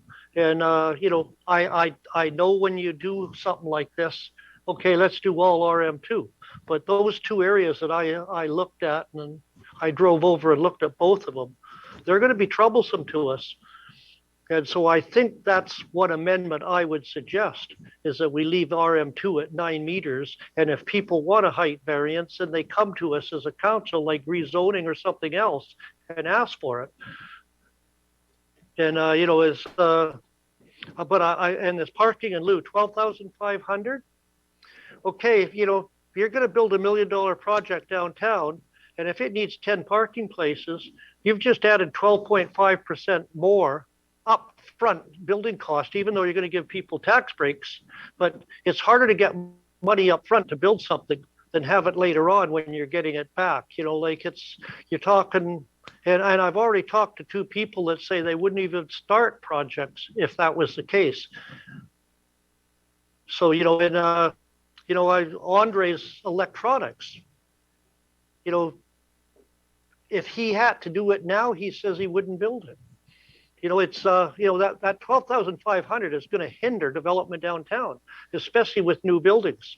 You know, like we've got empty lots downtown and they're going to stay empty if people got to come up with $60,000, $72,000 for parking fees. I know we've had a parking problem. We've had it for years. And it's got to be solved, but I don't know if that's the answer. I think parking is something we got to take a very serious look at. There's empty lots downtown that we could turn into parking, but $12,500, I just think, you know, I don't know. I've talked to a couple of people that have projects or thinking of projects downtown, and they're balking at that when they got to come up with that kind of money, $100,000. But that's but the RM2, those 2 particular lots, I think are going to be troublesome. So if they want a height variance, they can go for it. Okay, so I see 2 themes that emerge, which is the RM2 height and as well as parking. So before I pass it off to council, I think we'll have a good discussion about this. Maybe Mr. Buchan, you would be able to, you know, outline a little bit of the rationale on the RM2 front. Also, maybe to explain a little bit of the parking strategy. I know we had a discussion about this, I think at second reading, but it might be good for just full disclosure on how the parking thing works, why it would technically be beneficial from what's being proposed, and just so we can bring some clarity, and then we'll have a council discussion about the rest. Thank you, Mr. Mayor. I'd be pleased to.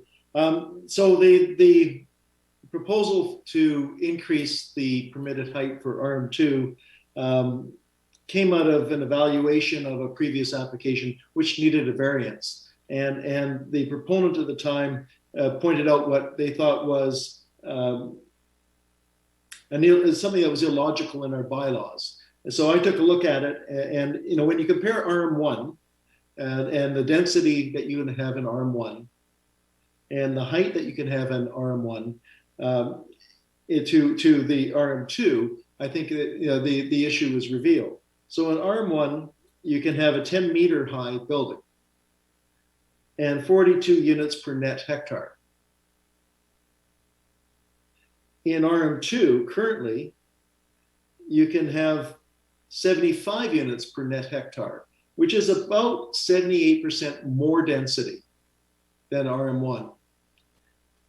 But the building height has to be lower at 9 meters. Pretty difficult to do that. So you've got a bylaw that allows close to twice the density but a lower height. So that's why we recommended going basically one more floor to be able to achieve what council's density vision is in that bylaw, without having to do a variance. Now, council doesn't have to accept that, and council can amend the bylaw now without having to do another public hearing because it's not changing use and it's not increasing density. But that was the logic of it, was almost twice the density but lower height. It made more sense if you're trying to facilitate development under the zoning to allow that extra floor. And of course, if you're building up higher, you're not spreading out as much, and that provides more green space and open space as a function of the way the development occurs. So that was the logic on the building height. Parking strategy. Yes, that is a difficult issue, and we took it early. It took on the exercise earlier, with, as council's aware, to do a review of your parking standards.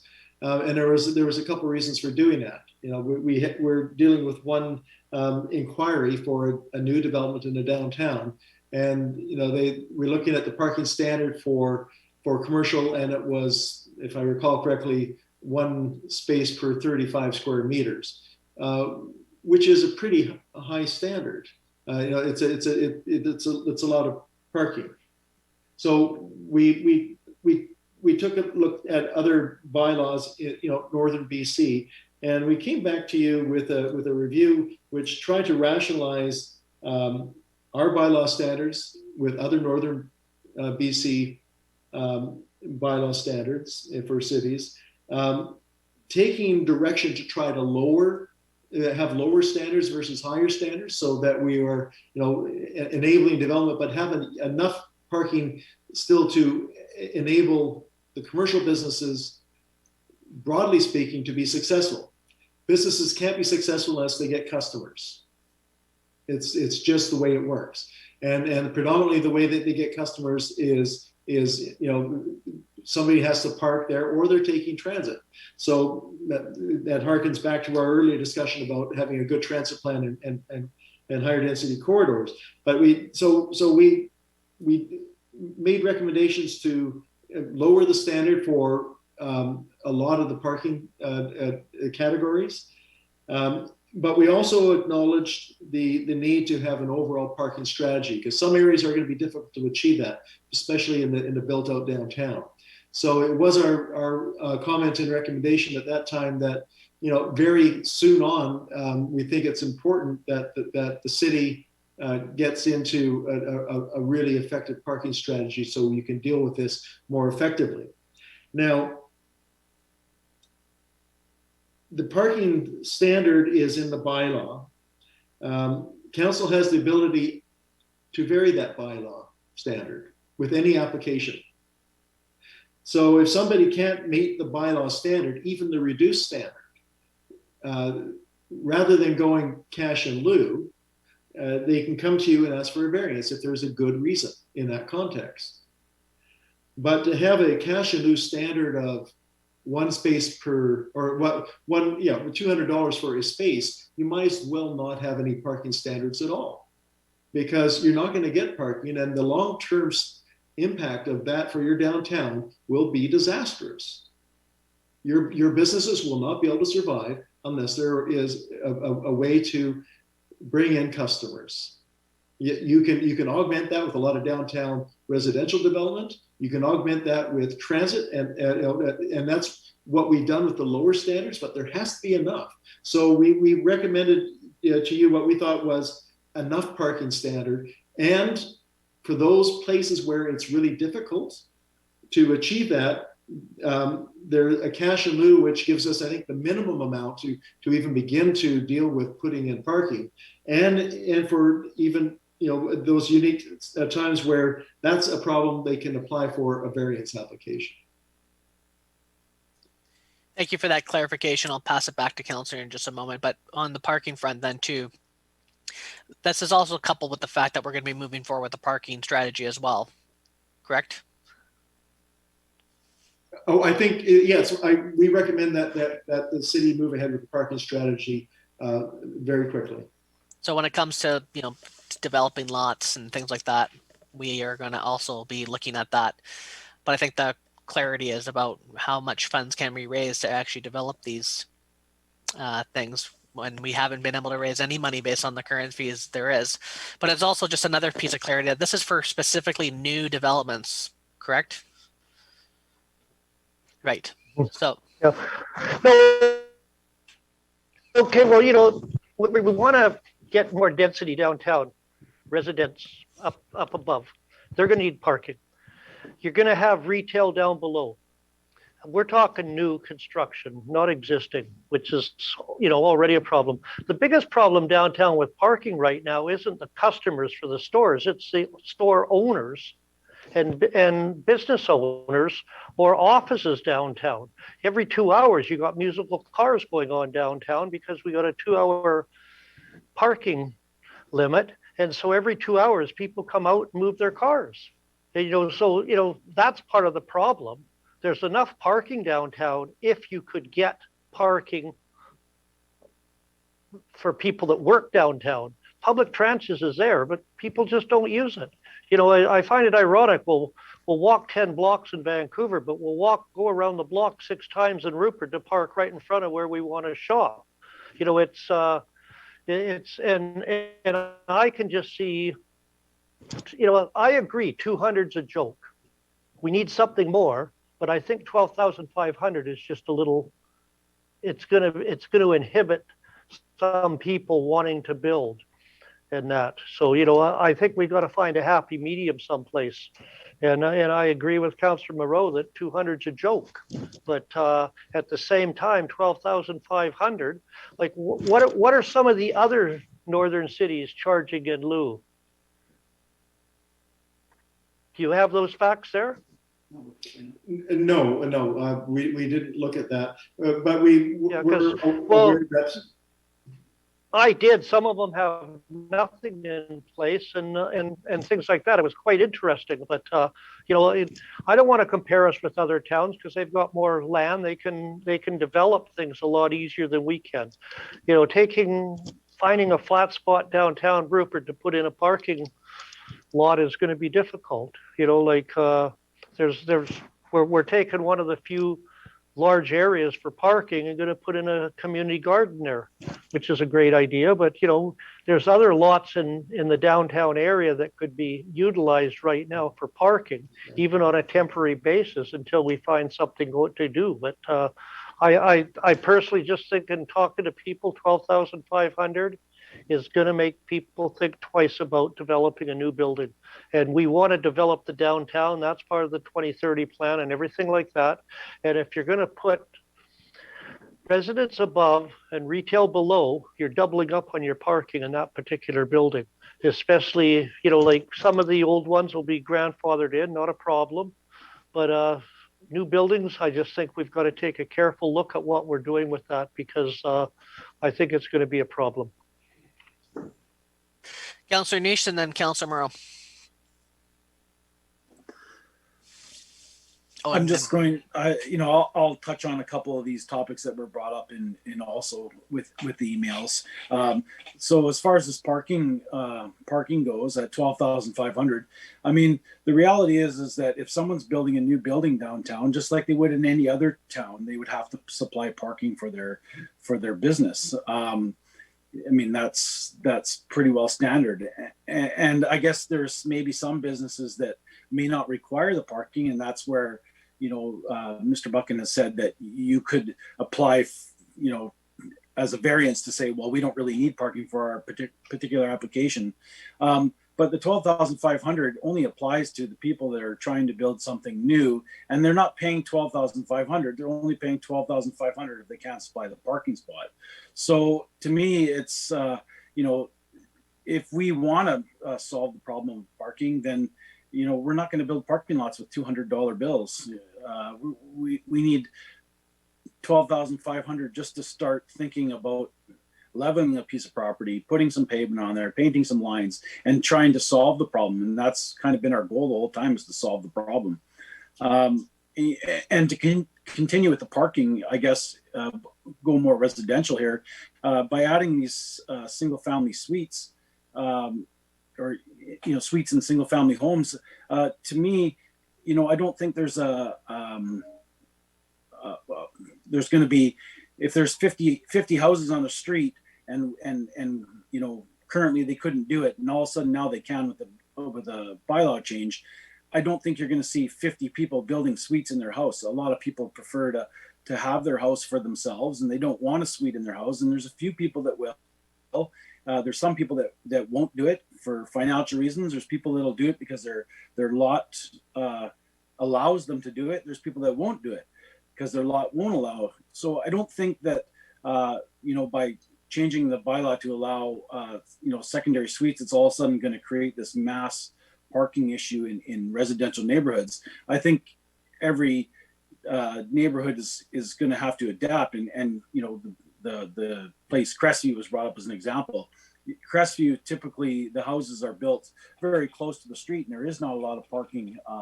So you know, maybe a lot of those houses won't be able to conform to the new bylaw and supply a parking spot off street, which means they won't be allowed to build that suite. So I think there's already built-in rules in there to control, you know, if it's even possible to build a suite in those locations. And to further that, you know, carriage houses, well, if we decided to go that route and build carriage houses, it would be the same thing. I mean, you can't just build something and then not have the ability to supply the parking. So I think that, you know, there's not going to be a mass of people wanting to build secondary suites and clog up our streets in residential areas. I do believe that there is people that want to do it, but they also have to supply that parking spot. So, I mean, the town was designed in a time when probably horses were more used than cars. We're on an island. We're not going to mow the whole town down and start over. So we have to deal with what we got. It's going to be challenging all the time. There's always going to be parking challenges because 100 years ago, there wasn't, every house didn't have 3 cars, and there wasn't, you know, that problem. And 100 years from now, we might not even have this discussion because you'll be landing on the roof with your flying car, and we won't even have to worry about parking lots. So I think you know, the work that's been done so far by everyone, by staff, by Mr. Buchan, and everyone that's been involved, all the people that have come out for all these you know, different meetings and workshops and all the things we've done for this zoning changes, and I think that we've struck the balance. Now, that being said, this is a changing, ever changing. And I think when you go back to the previous OCP and bylaws, what year was that came in? I think it was 2007 or 9.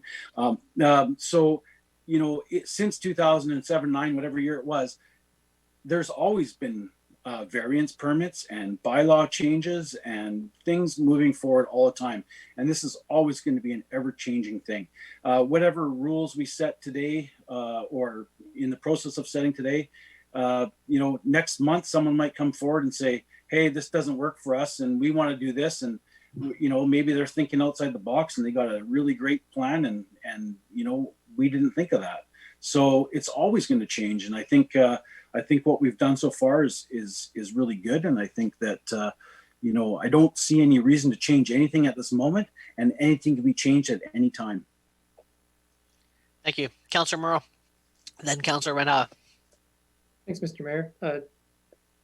Rob did actually a really good job of saying everything that I was going to say in response to Councillor Cunningham's concerns. I do just want to hit on a couple of them.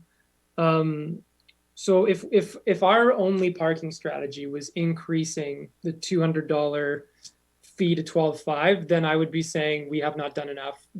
All we're going to be doing basically is trying to raise this fee. It's not going to be enough. But the other thing we're doing in tandem is we're relaxing parking requirements for retail, for pubs, for personal services, and for restaurants. I mean, that's kind of the key cluster of businesses that we want to encourage in our downtown and Cow Bay areas. So those two things in tandem, I think are going to yield some dividends. But the other really unique context in Prince Rupert is having such a high density downtown, designed in 1908, built in the early 1900s. You have no setbacks on any of the buildings from 3rd Avenue. You don't have any laneway behind them on one side. We can't reasonably expect anyone who's developing in certain places in our downtown to actually build enough parking. It's just not physically possible in some places, which unfortunately means it falls to the city more often than not. And if that's the case, then we have to be serious about what we're going to do with that parking fee for people who can't supply parking. So where we agree is that $200 fee is a joke. It's some kind of historical, political patronage kind of corrupt decision. I don't know why it was made.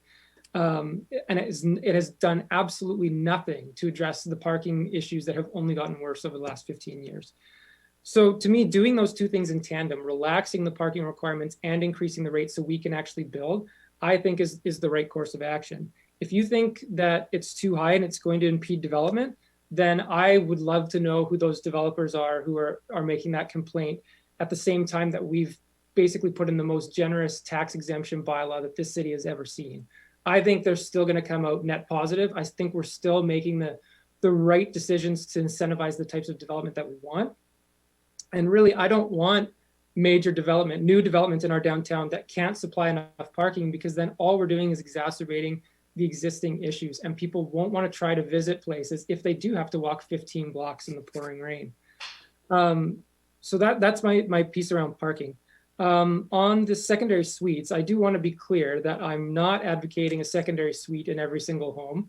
I'm not advocating a secondary suite on every 25-foot lot.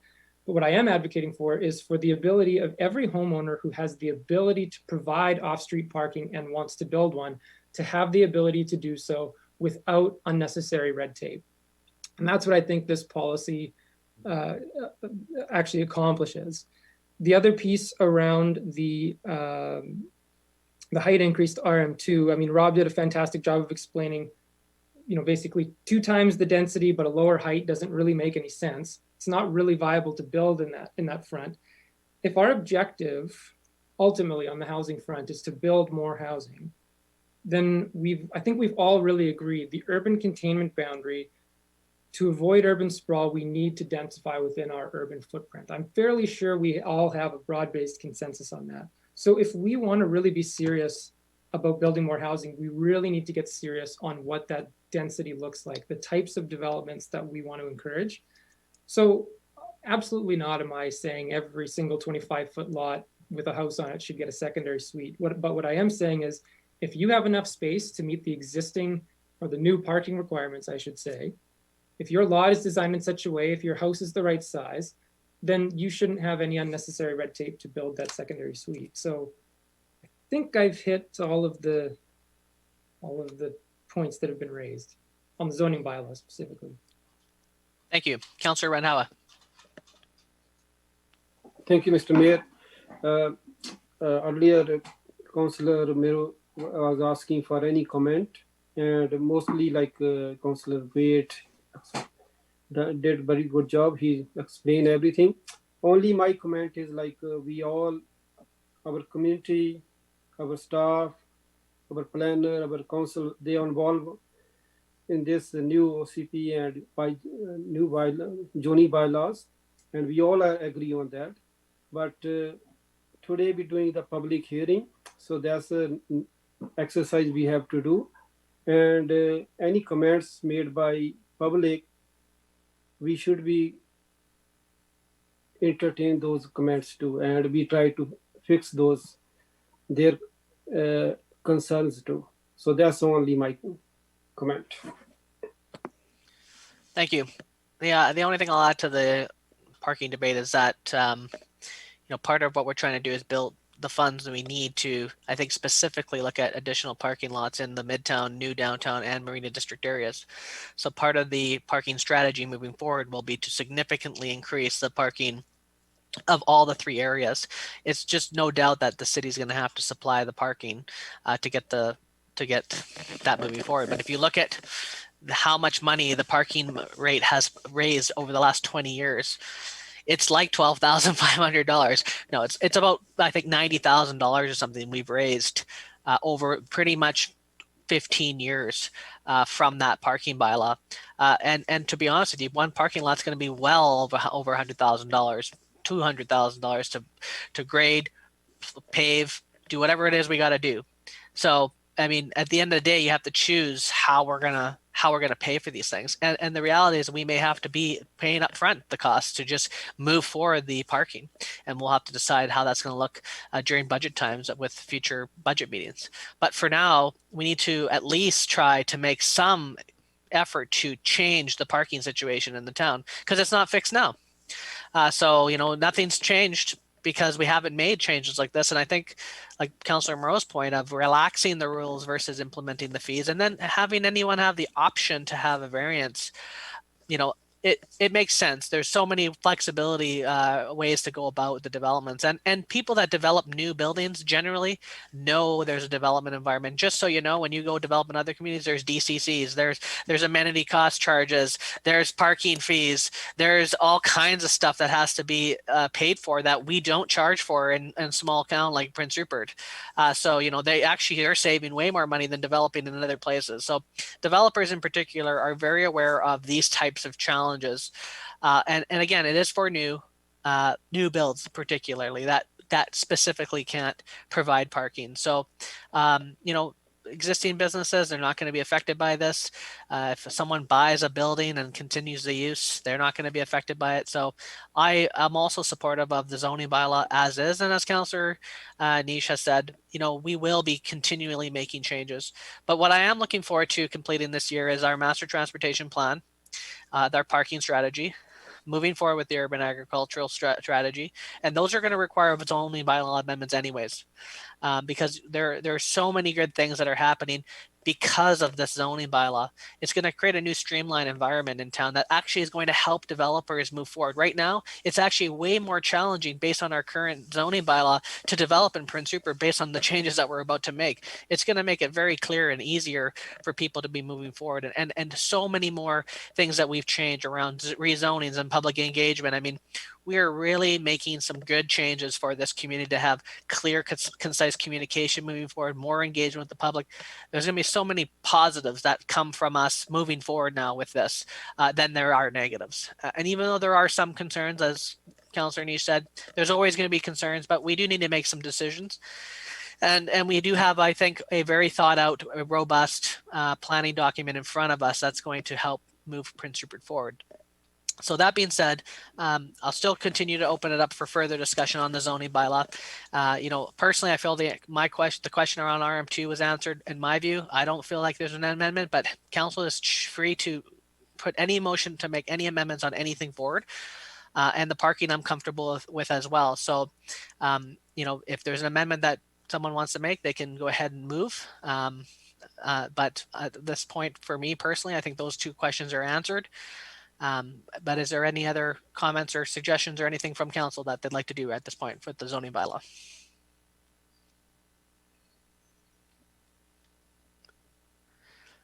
Okay, so seeing that the comments I think are coming to an end, I think we just need to remember that, nothing's set in stone.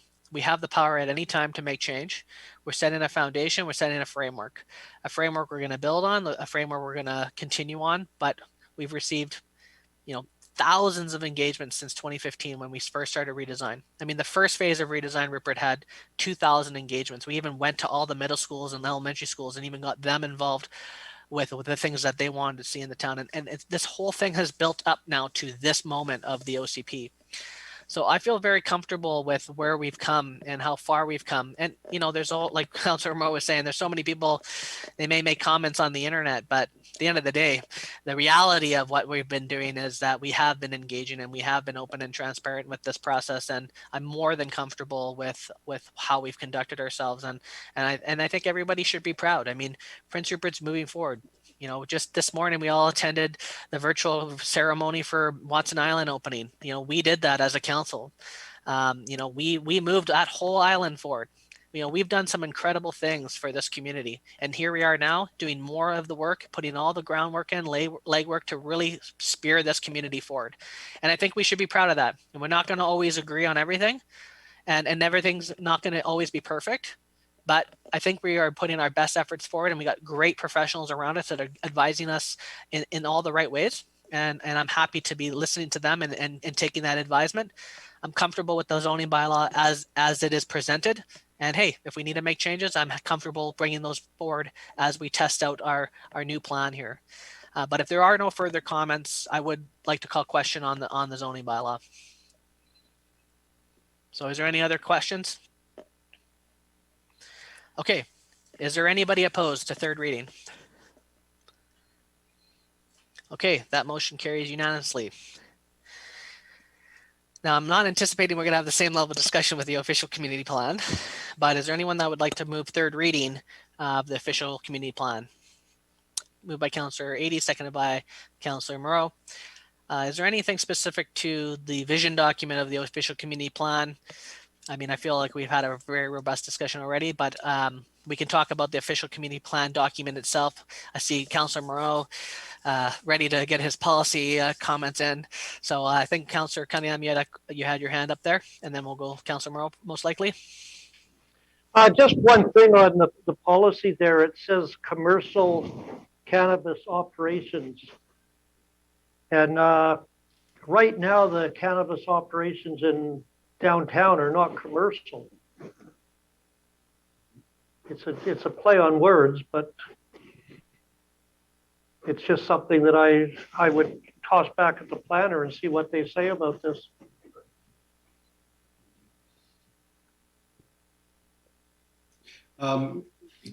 Mr. Mayor, through to Councillor Cunningham, I'm not sure what the question is. Well, we're barring commercial cannabis operations in residential and business areas. And right now, the cannabis operations that are there are not really commercial, they're medicinal. And medicinal by, is they're selling it. It's for personal use. Okay, thank you. Now I understand. So there's a limited amount that the city can do in terms of regulating cannabis. The ones that I'm being told about in the downtown wouldn't qualify as commercial cannabis. And if I am correct in what I've been told, that they are, as you mentioned, under medicinal licenses. And if that's the case, there's a process that they go through with the feds. It's not the city's process. The city doesn't get to approve it or disapprove it, but it's a federal jurisdiction. I understand, however, in the federal process that there's supposed to be a referral to the city. So if that referral process isn't happening, I think we've had this discussion before, there probably should be some discussion with the federal government about their process.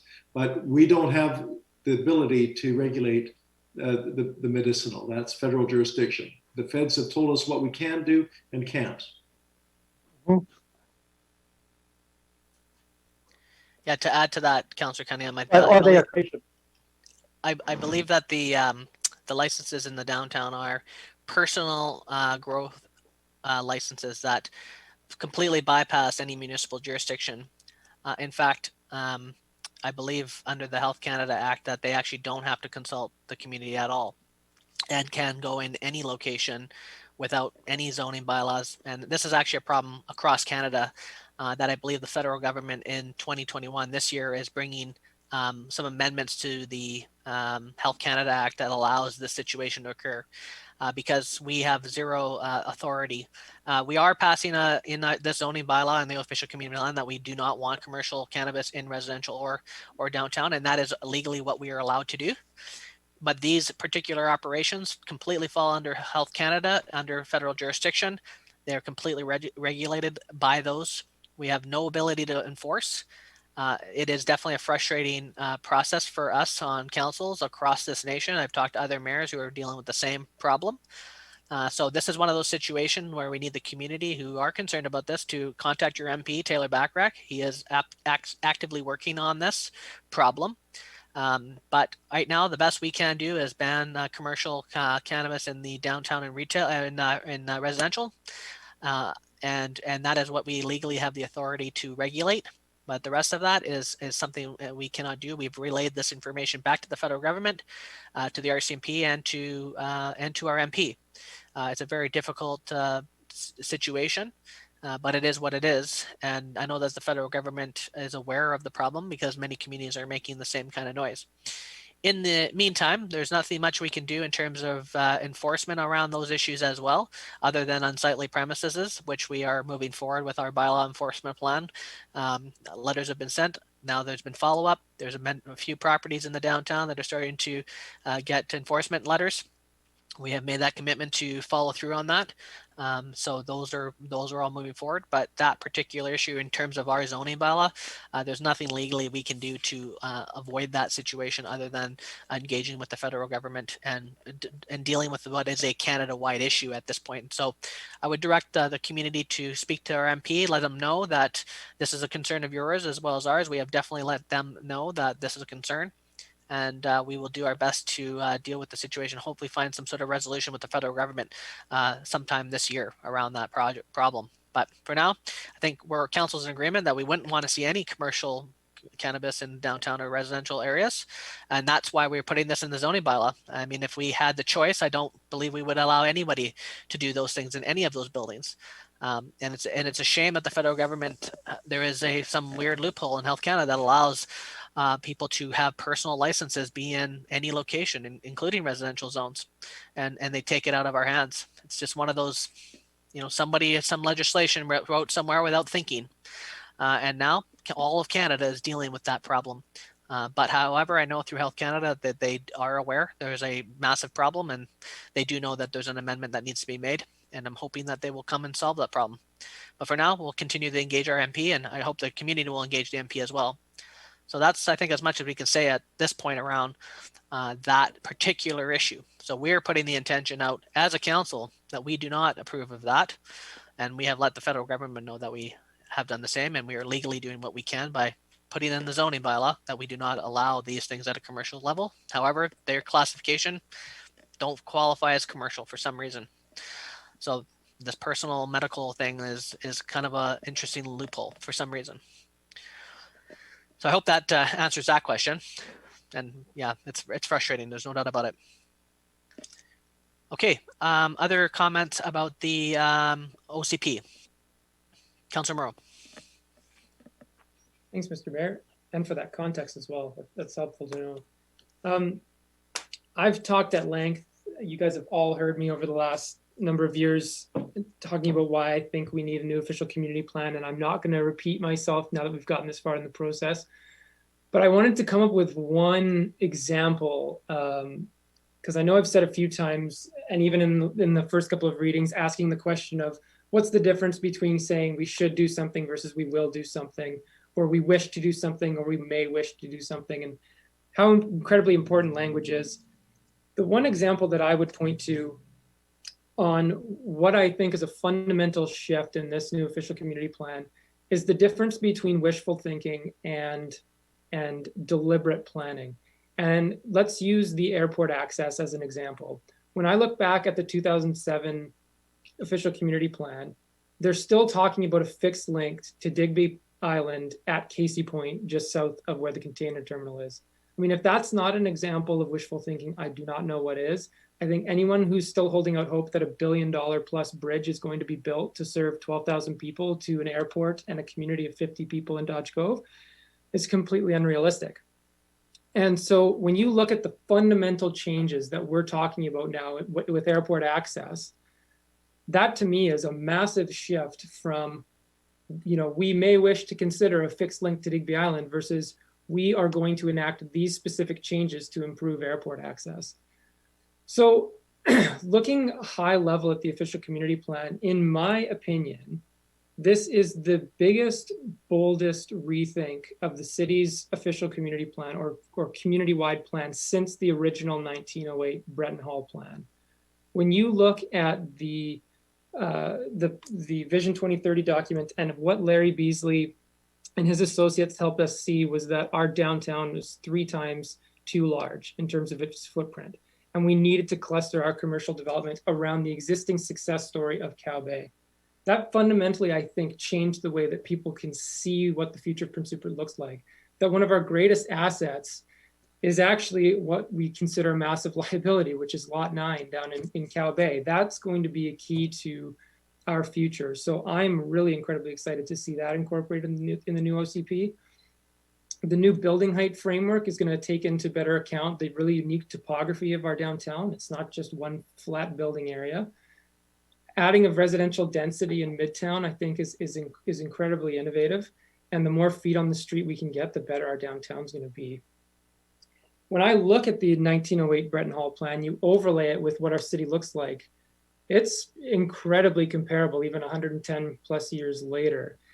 And you know, that plan was designed by the Grand Trunk Pacific, commissioned by Charles Hayes, hires his brother-in-law's firm to design this town basically purely for the interests of maximizing profits for the Grand Trunk Pacific Railway. And we're still living with those consequences, seeing how little waterfront access our residents have access to. So finally, I think this new official community plan, even though we can't reclaim all of the CN lands in the new official community plan, we can at least undergird it with values that have changed over the last 110 years, that we want to have a community plan that's built around our shared values of community well-being and sustainability and diversity, I think, is most important, as well as our resiliency. So just aside from the downtown revitalization, there was just three pieces I wanted to highlight why I'm going to be voting in favor of the new official community plan. The first is around asset management.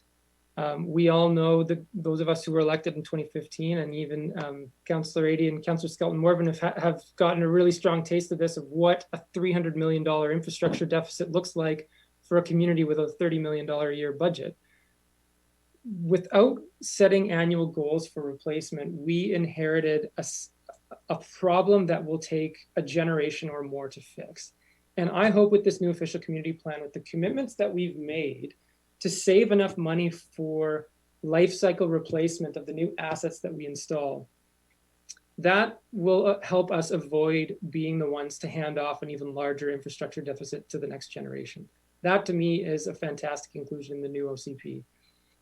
Around housing, because I know it's a hot topic because we have a really hot market.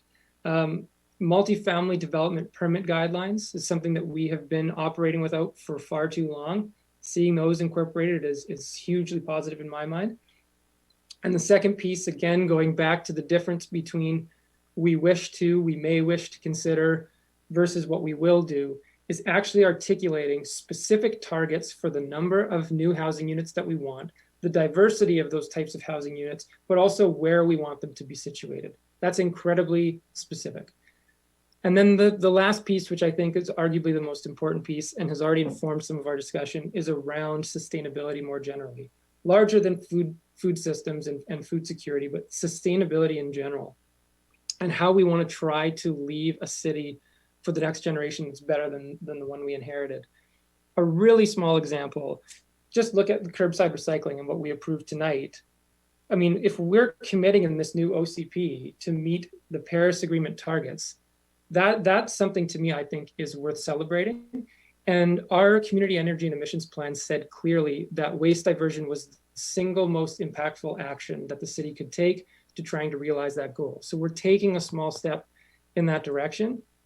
And I'm glad to see that included in the new official community plan. So all that said, I think this is a huge step in the right direction. It's not the be all end all savior of all of our problems, and it's not obviously going to be without change, but what I'm hoping to see is not the dozens of amendments that we have seen with the official community plan that we've inherited. To my count, we were looking multiple dozen amendments where I'm not saying that there won't be any amendments, because I know that's unrealistic, but I think we've reached a broad-based community consensus that has not existed in the past. That's evident in all of the community engagement that happened through Redesign Rupert. And so for me, I am incredibly proud. And thinking back to when I first got involved in politics as a nerdy 23-year-old kid, this was my top priority, even though I knew it was not a politically sexy topic. It's not the thing that gets people out to vote. It's just one of those things that I felt incredibly passionate about. So I said it earlier and I'll say it again. I know it's so easy to say better late than never, but I have to say it. I'm just so incredibly proud of the team that has been built, all the effort that's been put into this by every stakeholder. Thank you to the community for participating. 7 years, 6.5 or 7 years later, I'm so thankful to see it done. Well, I think that about sums it up. Thank you, Councillor Merle. You're definitely our top policy wonk on council. There's no doubt about it. You can find Councillor Merle on Friday nights reading the Breton Hall plans. No, but great commentary, though. You're right. It's there's a lot of forward thinking and new things that are going to help us move forward as a community in the OCP. There's just no doubt about it. Other comments from council? I see Councillor 80 turned his lamp on, so we're probably getting late now. He's busting out the Breton Hall tonight as well. Are you calling on me? Because Yes, absolutely. I do have a comment to make. I think it is a big deal. It's a forward-thinking, very comprehensive document, but it also represents a kind of a watershed turning point in terms of kinds of issues that I think that our council and then moving forward, the future councils are going to face now. And that has to do with the fact that if it works in the way that we envision it working, it's going to produce growth. And what that means is that it's going to produce change. And when you introduce changes, I think we're already beginning to see evidence that change can be exciting, but it can be an opportunity, but it can also be uncomfortable for other people. So I think the dynamic that we're now going to deal with a lot, I think, over the next few years is that tension between the need to change, the need to grow, and the reluctance that some will feel around what that means in their neighborhoods and in their lives. So I think managing that tension is really what we're going to find ourselves doing over the next couple of years.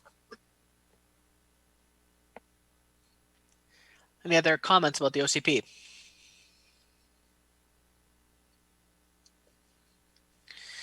Okay, so we're at third reading now of the OCP. We will be bringing forward the final readings once Modi and all the other agencies have a chance to look over our bylaws. But if there's no other discussion, is there anyone opposed to the OCP third reading?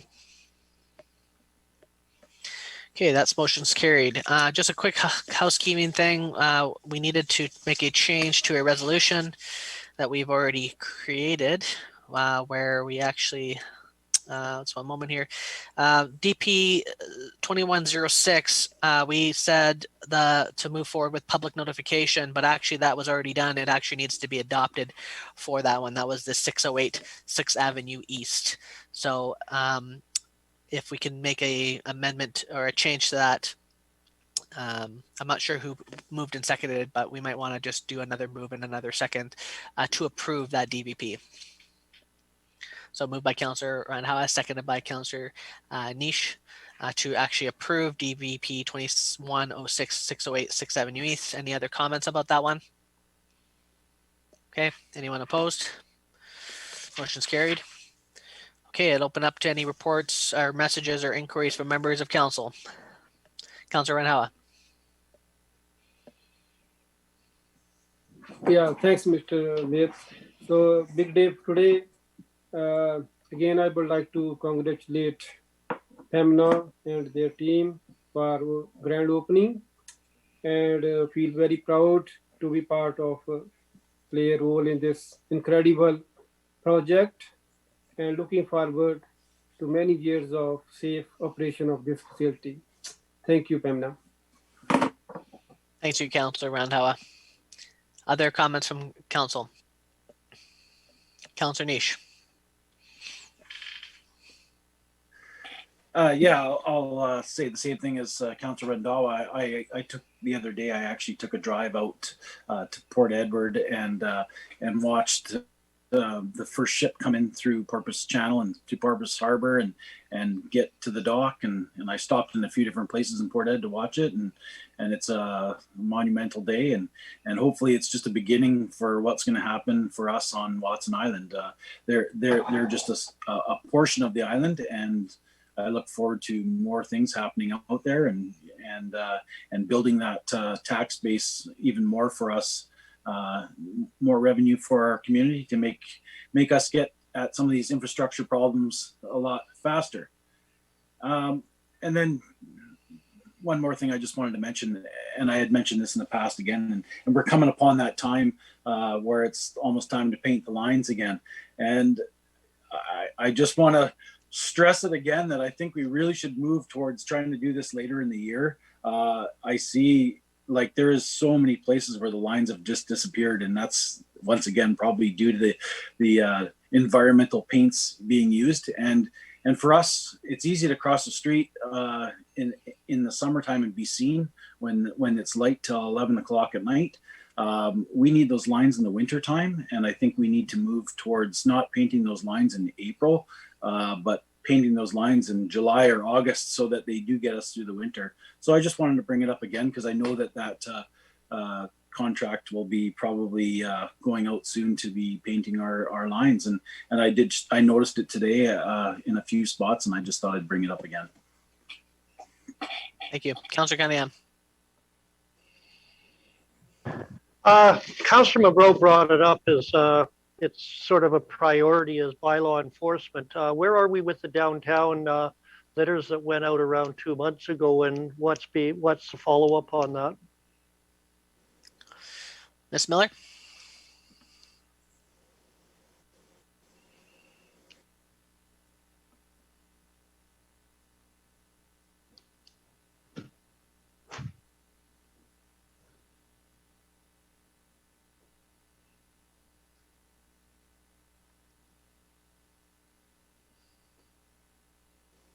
Thank you.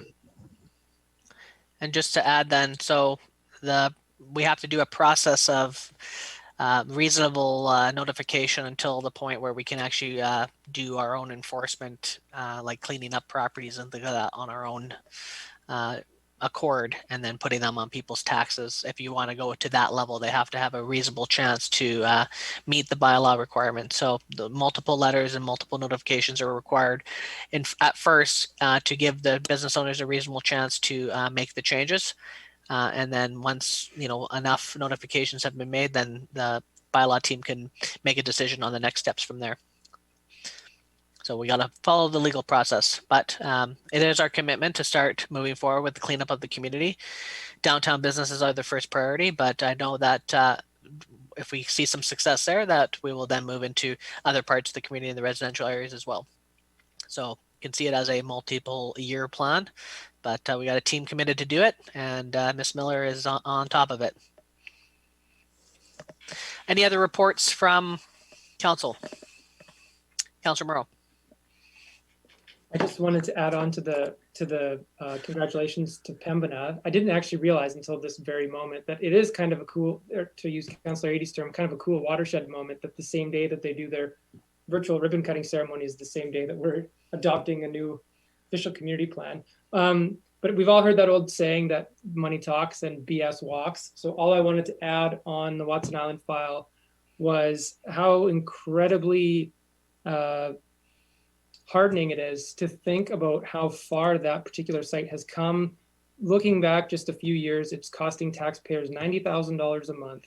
Fast forward to today, and it's set to make us millions of dollars every year in tax and lease revenues for decades to come. So that is, I just cannot congratulate the hard work of staff enough for getting us to this point. There was a lot of doubters at the time that thought it was just one more proposal, one more shovel that wasn't going to hit the ground, one more project that was going to stay on the shelf. And I think the attitude in town is starting to change. I think people are realizing that something really exciting is happening in town. It's no longer just false promises, broken hopes and old patterns of the past. There's something really, a really exciting new chapter turning in Prince Rupert. So there's not really a more exciting time to live here in my opinion. Thanks, you, Councilor Moreau. I had I just had brown hair when we started that process. Now I have gray hair and a child. So it's been a long way. There's no doubt about it. On that note, I'm guessing that we're ready to adjourn now. Okay, so I'd take a motion to adjourn and resume our recessed in-camera meeting. So moved by Councilor Rittenhouse, second by Councilor Skelton Morven. Anybody opposed? Motion's carried. I think we can just stay on the line here for a moment. We'll let the feed disconnect, and we'll just wait till we're offline.